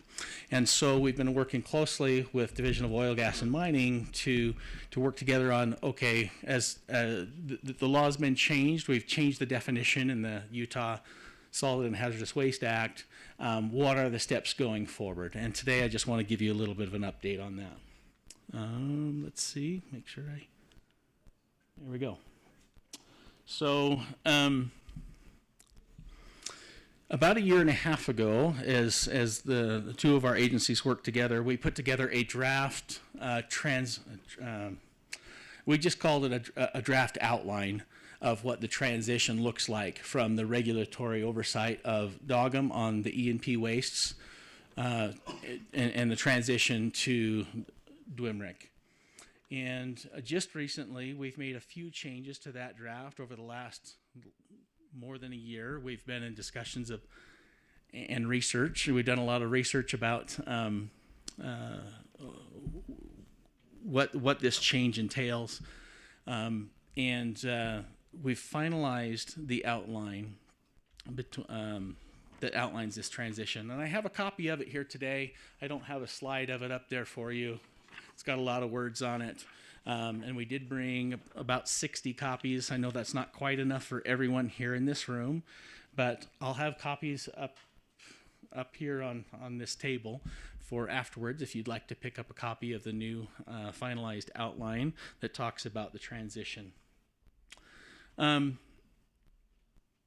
So probably the most important thing that we've changed from the draft outline that we had created a year and a half ago and today is that we've taken a close look at produced water ponds, the disposal evaporation ponds, and realized that the best management and regulatory oversight for those facilities lies with the Division of Waste Management and Radiation Control. And that is different from our outline that we had proposed a year and a half ago. But there's some advantages to that as well that we've discussed internally about quite a bit. And if you'd like to hear more about what the details on that, we'd be happy to share that with you.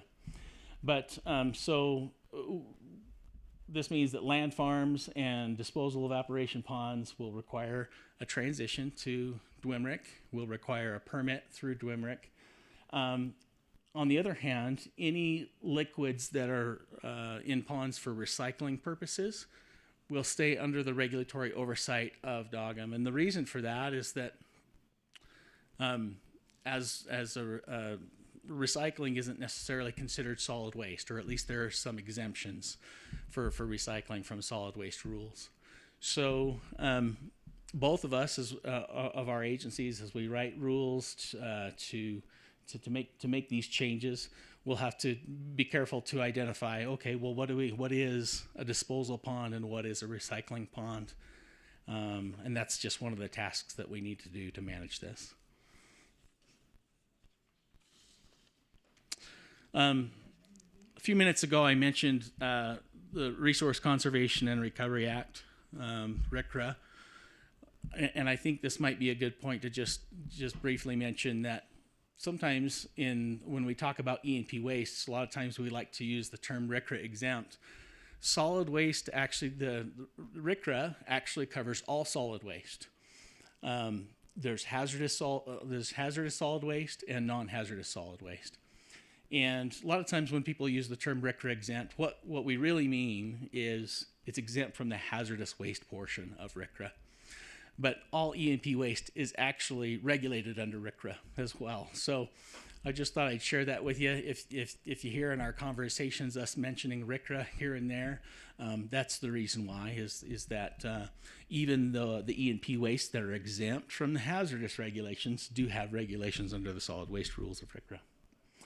So probably besides this change here that I've talked about for evaporation ponds, probably the major change that we've, not really a change, but the other thing I really want to share with you today is just some timelines. We've had at Waste Management and Radiation Control about 5 staff.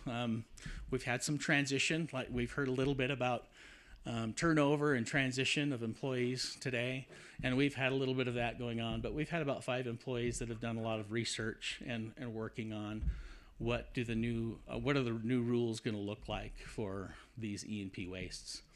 And let me first say that we've actually already permitted 7 waste facilities out here in the Uinta Basin, so we don't expect those rules to look a lot different. In fact, if we received an application today for a waste facility, we could begin processing that application today. But we do have some rule writing to do. The important thing is that we need to create a separate section that addresses specifically the E&P wastes, because it doesn't the rules that we're applying on those current facilities that are permitted, they work. They're probably the right standards, but we just would like to separate that from the E&P waste from other industrial wastes in our rule set. So that's some work that we have to do. And so one of the first step you see here is that we have draft rules that we're working on. We expect to have those ready to have a first look sometime late in the summer this year. And then we also expect to begin doing additional stakeholder meetings to explain those rules, answer questions, help people as they begin thinking about what needs to go into an application for waste management radiation control. Those draft rules we expect to get to our board for review and for public comment around October, which we believe will put us around February for finalization of those rules. And then after the rules are implemented, we expect that there will be a 120-day period that we expect applications to come in at the end of that 120-day period once the rules have been implemented. And that would put us at the end of 2024. Our goal is to have permits issued or very far along the way so that we're very, very close at having all of those new permits issued that need to be issued. Throughout this process, stakeholder involvement is really important to us. We've held a couple of larger stakeholder meetings in the last couple of years, and then we've also held a lot of one-on-one meetings with companies that had questions and wanted to know what a WMRIC permit might look like. And so throughout this process, we'll continue that stakeholder outreach. The first bullet point there is just being here today to give you a little bit of an update. Sometime in June, we expect that we'll send out a letter to either transmit those draft rules or invite you to a stakeholder meeting, or possibly both. We just want to make sure that we're touching base with you regularly, so we expect that we'll contact you again in June with an update. And then sometime in the fall, we'll have individual stakeholder meetings to help look at the case-by-case scenarios. Each waste facility is a little bit different, has a little bit different management practices, and there's different geotechnical concerns that need to be reviewed and considered. And then after our rules are finalized, which on the former slide we said would be around February of 2024, then we anticipate having another stakeholder meeting to additionally share what those standards are, answer questions, assist folks as they're preparing their applications, and remind them and help them to achieve the goal of having their applications in within 120 days after the rules become effective. And then finally, I'll come back in April 2024 here, probably at this meeting, to address folks that are here that don't deal necessarily with the waste every day. There's some of you that don't deal with the waste every day, but you might like to hear an update, and then also just answer any questions that you may have. So those slides, I have a flyer that covers the detail that was on those slides.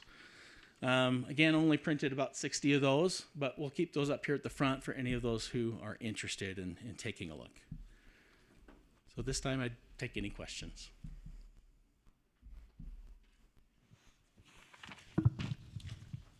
No questions? Oh, there we go. Expanding on a little bit how you're going to define the difference between, just not loud enough, how you're going to define the difference between recycling and the waste disposal ponds, because there is a fair amount of overlap between those. Absolutely. So I don't know that we have a 100% clear answer on that yet, but there are some certain frequencies essentially a recycling pond would need to show that they're using those fluids as a recycled product, right? If evaporation isn't recycling. Yeah, a couple things on that probably just like high-level basic guidelines to think about on it. Think not permanent disposal in a recycling pond, and think volume turnover in it. Those would be a couple key things. I mean, really, to get to that actual definition point of where it breaks, we're going to rely very heavily on the stakeholder meetings to help get through that. But those are a couple things at a high level to think just right at this point in time. Great, thank you, Bart. Ricky.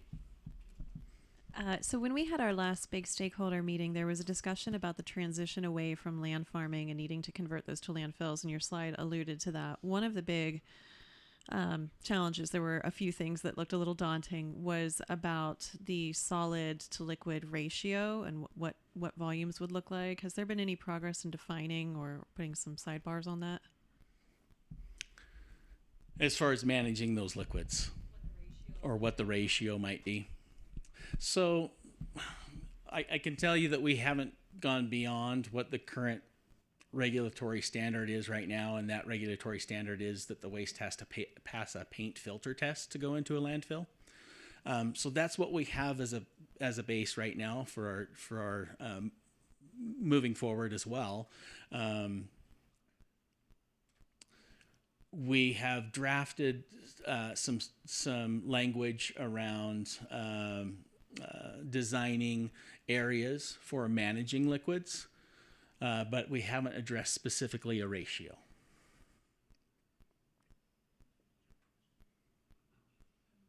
Any other questions? Okay, thank you.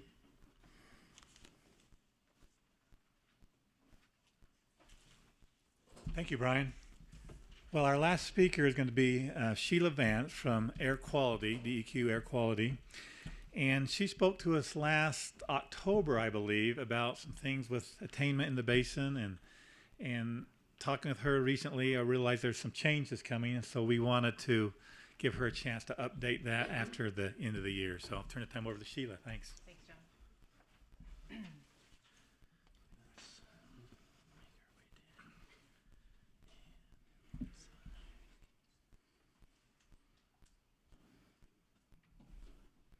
Perfect. Yep. Thanks.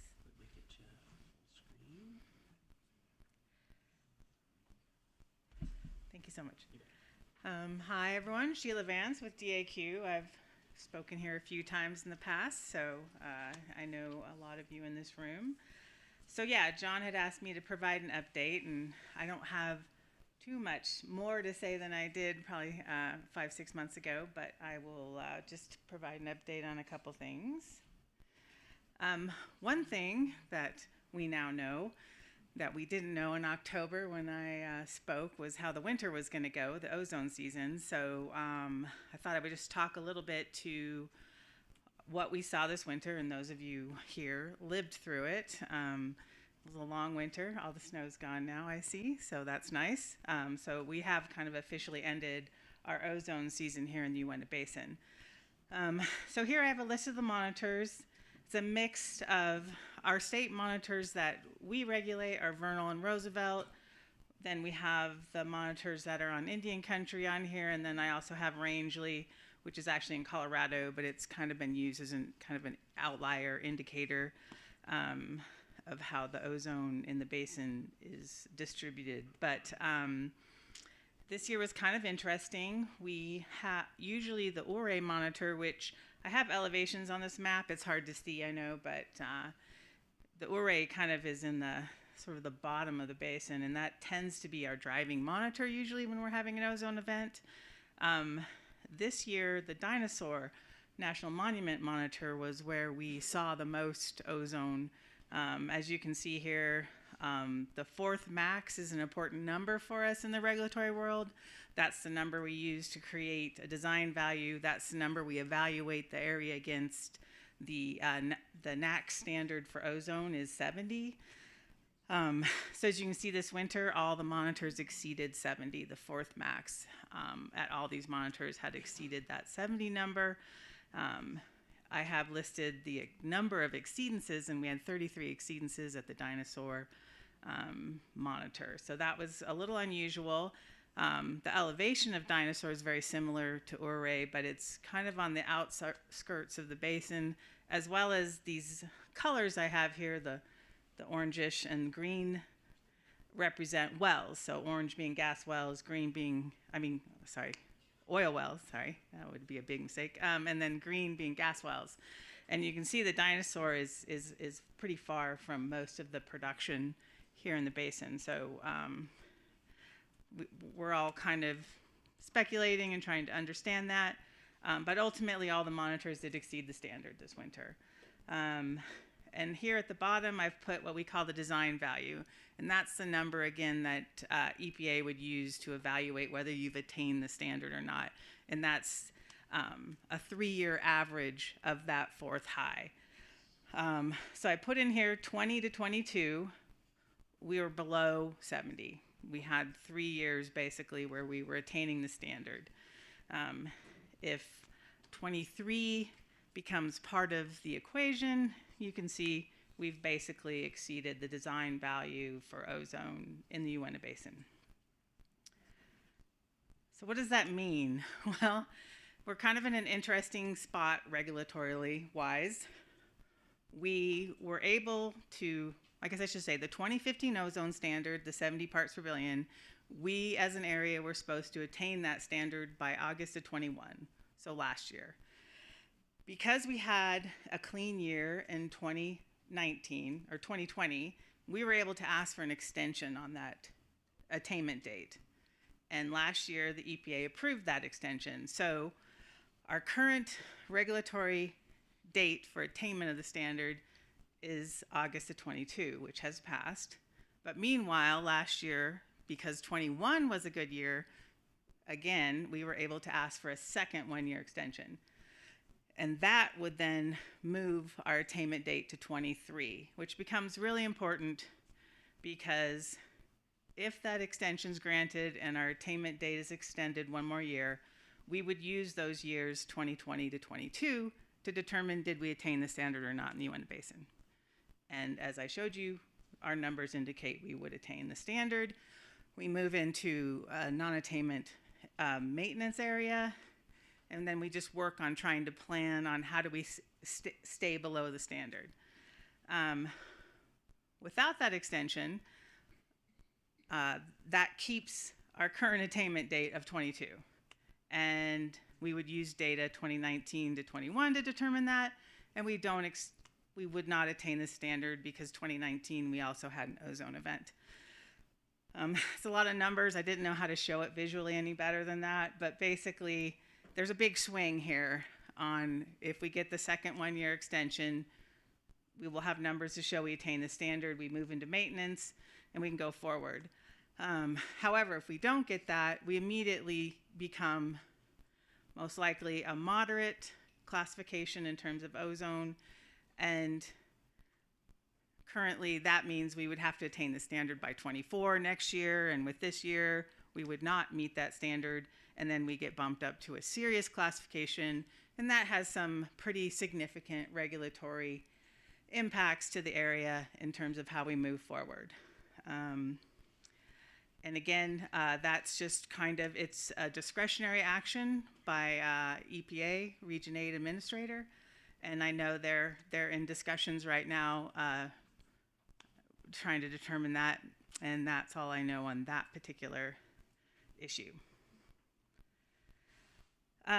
One thing I did want to talk about today, and I think we've talked about this a few times, is we, several years ago, got a targeted airshed grant from EPA for the basin, $5 million, to replace natural gas engines. And we originally had proposed taking these older natural gas engines, replace them with a cleaner, newer natural gas engine.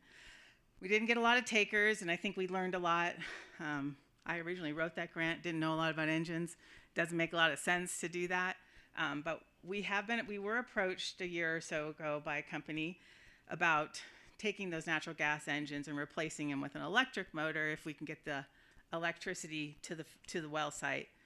It was kind of a change in our grant with EPA, so we had to work with EPA in terms of changing the work scope of that grant. We have just recently, like in the last week or so, received verbal approval from EPA to go forward with that project that, and I think I can say the company Vaquero approached us with this project. And so EPA has given us approval to move forward with that grant request. And that'll be, I think it's 3 well sites being electrified, replacing 12 natural gas motors with 12 electric motors. And so we're working with them right now to award that contract to them. And that, again, you can use 40, and another part of this was 40% of the project cost. It was 40% of the engine cost, but we have worked with EPA where the infrastructure part can also be part of that 40% grant, money-wise. So, and again, part of that, those natural gas engines do have to be scrapped. So this is our first grant moving forward finally on this, and we're very excited about it. We did not want to have to give that money back. So we're hoping if other folks are interested, you can talk to me.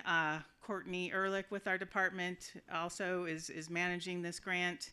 And EPA's, and we're hoping to get some more progress along this line, because then we have till September 26th to spend that $5 million. So again, ubenginegrant.utah.gov. Again, I'll get these slides to John and he can distribute them out to you all. But just go to our DAQ website and search engine grant, and you should be able to get to that website. There'll be an application process on there for you. So anyway, we have recently had a lot of data on these engines, and it's a pretty significant reduction in emissions, each of these engines actually. So we're excited to finally get moving on that grant. And then I just wanted to provide you just some of the things that we're working on right now at DAQ. There's been a lot of sampling and analysis done here in the basin to look at tank emissions, to come up with emissions for tanks. We're taking all that data right now to reevaluate. We had done a composition study out here a couple years ago, and we had done some rulemaking based upon that.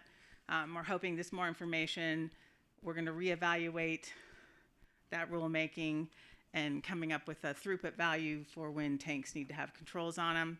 So we're working on that. I mentioned the stack test data from some pump jack engines that USU had did a study on. We have also been doing some stack testing, or getting stack test results from folks at DAQ, as well as EPA has done some compliance work. We're looking at all that data, and we're probably going to look at reevaluating. We have an engine rule in our state rules that we're evaluating right now in terms of what we need to do to fix some of that. And then ultimately, EPA has been saying that the final methane rule, the changes to Quad O, are going to come out by the end of the year or in the fall. So we're just trying to get a head start on that, because there will be a state plan involved with that for methane and oil and gas. And that is all I have for you today. So I'm happy to take any questions. Ricky, of course. Sorry, they're nice ones. On the grant, you said that the money has to be spent by September. That's September this year? 26, sorry, 2026. Okay, good. It's not a lot of time. I know there's a lot of supply and demand and stuff, but and I think EPA will be a little flexible with us on that, because it has taken a while to get started, but 26 is supposed to be the end of that grant. And by spent, you don't mean it leaving DAQ, you mean it actually spent on the project? Spent, yes. Okay. One other question, if I can. Can you go back to the first slide on the non-attainment timeline? Okay, that last box on the bottom, 2023 ozone values indicate the area would not attain in the moderate and would then become serious. So is the state thinking of doing a double bump, or are you just saying that eventually we would get to moderate, or to serious, sorry? I think eventually I don't think the state would, to be perfectly honest, if EPA takes action, say in the next month or two, to deny the 1-year extension, I don't know if at that time they would immediately determine us to be moderate.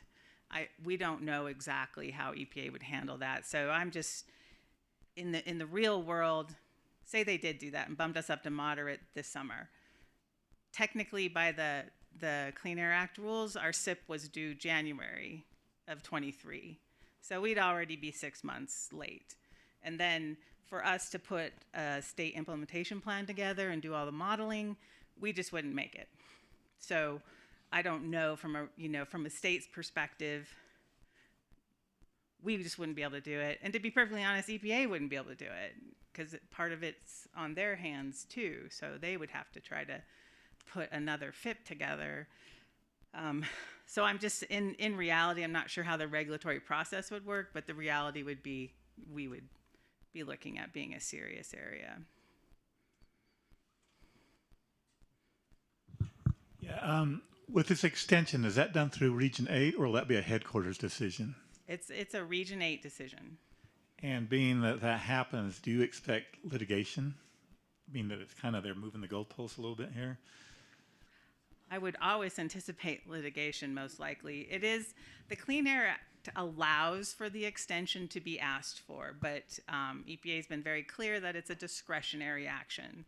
So there's no guarantee because you met the requirements to ask for an extension, there's no guarantee that it's granted. Over here. Does the EPA take into consideration our snowfall in the Uinta Basin? The years we attained it, we had no snow. Right. There are, it has been asked before, there are, how come the word is lapsing from my head right now?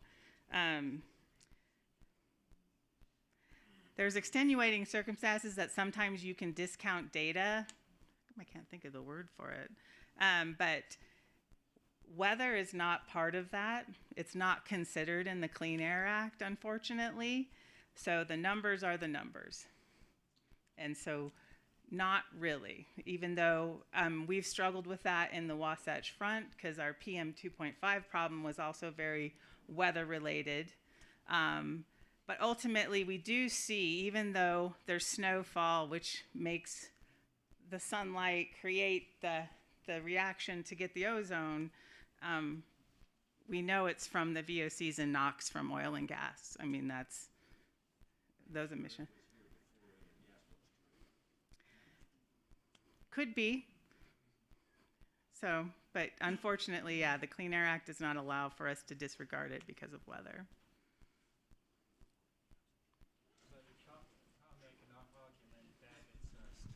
Statistical outlier.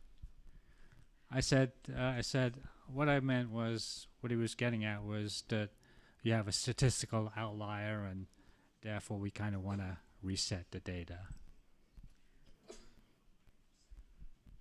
Oh, exceptional events. That was the word I was looking for. And there is criteria for an exceptional event, but snow is not considered an exceptional event.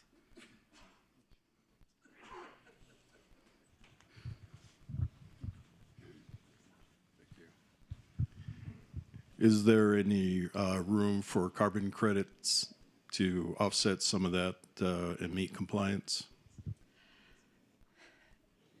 No, there's, again, it really just comes down to what your monitors are telling you what your air quality is. And your air quality has to meet these, you know, they look at the fourth high and they average it over 3 years to determine whether you have an air quality issue. So, you know, these are health-based standards. The numbers are based upon the effect on folks' health. So it's a real thing, it's a real number, even though we all know it's associated with a weather event. But those numbers are really high, and they really do have a health effect. But yeah, there'll at some point, banking credits will become important if we do move up the classifications, because new permits become very hard at that point, because you do have to get some offsets and credits. But right now, that's not something that would, I guess, help in terms of our classification. Thank you. Thanks.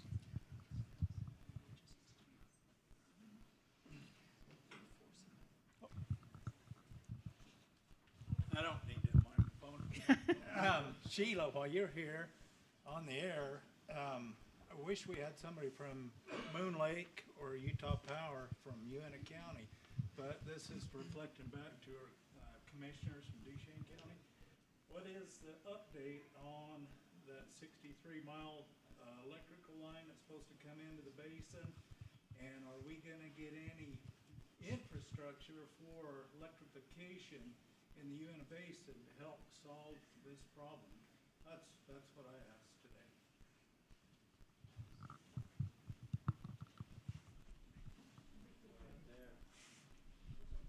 I didn't hear the question. I was standing right outside the door.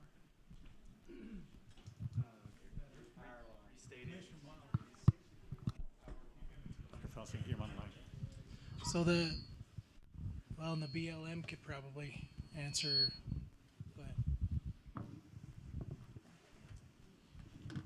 do you mind? Oh, I was just wondering on the commissioners and Commissioner Miles, Commissioner Killian, and then Senator Winterton there, if you've heard on anything of the update on the 63-mile line that's supposed to come in to take, to bring in some electrification for these engines that we're talking about here.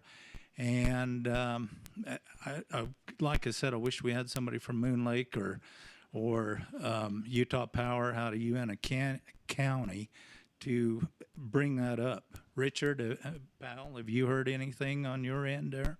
So I do wear another hat. I sit on the Moon Lake Electric and Deseret Power boards. We have acquired the money to build the line, the Bonanza 2 line from the Deseret plant to the pole line substation that'll be south of Roosevelt. And oil companies are well aware of what the plans are, and Moon Lake has talked with several of those producers. And we're moving forward. The engineering, I think, is supposed to be wrapped up this week. Moon Lake is already acquiring cross arms and poles and attachments, and hope to be able to start construction either this year or early next. It'll take a couple of years to get that project done, but it'll bring an additional 100 megawatts to the Moon Lake service territory.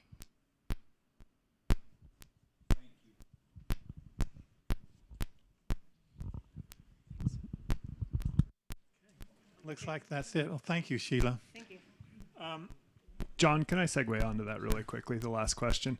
I'm just going to encourage everybody to provide feedback on the survey we're asking for. That it's subjects just like that, or it kind of helps us know how to get topics in the future and how to cover things that you as a community are interested in and want to hear. So it just one last plea to take a minute and provide that feedback in the survey. We'd appreciate it. Thanks. Well, I would like to thank our participants today and give them all a round of applause for their participation.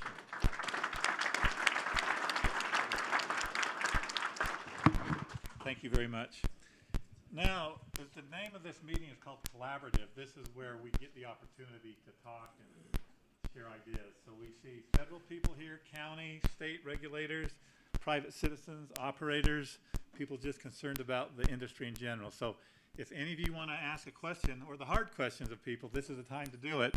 And so any agencies here that want to bring anything forward that they're working on the industry or things that they want to see in the future? Yeah, everyone's happy, no problems, right? Okay, well, if there's no collaboration here, we will go ahead and adjourn this meeting. Our next meeting will be July 13th, same place here. I wanted to reiterate Bart's thanks to the Duchesne County providing this facility for the food, our technical staff, which they work their magic back there. I have no idea what they do, but we appreciate that.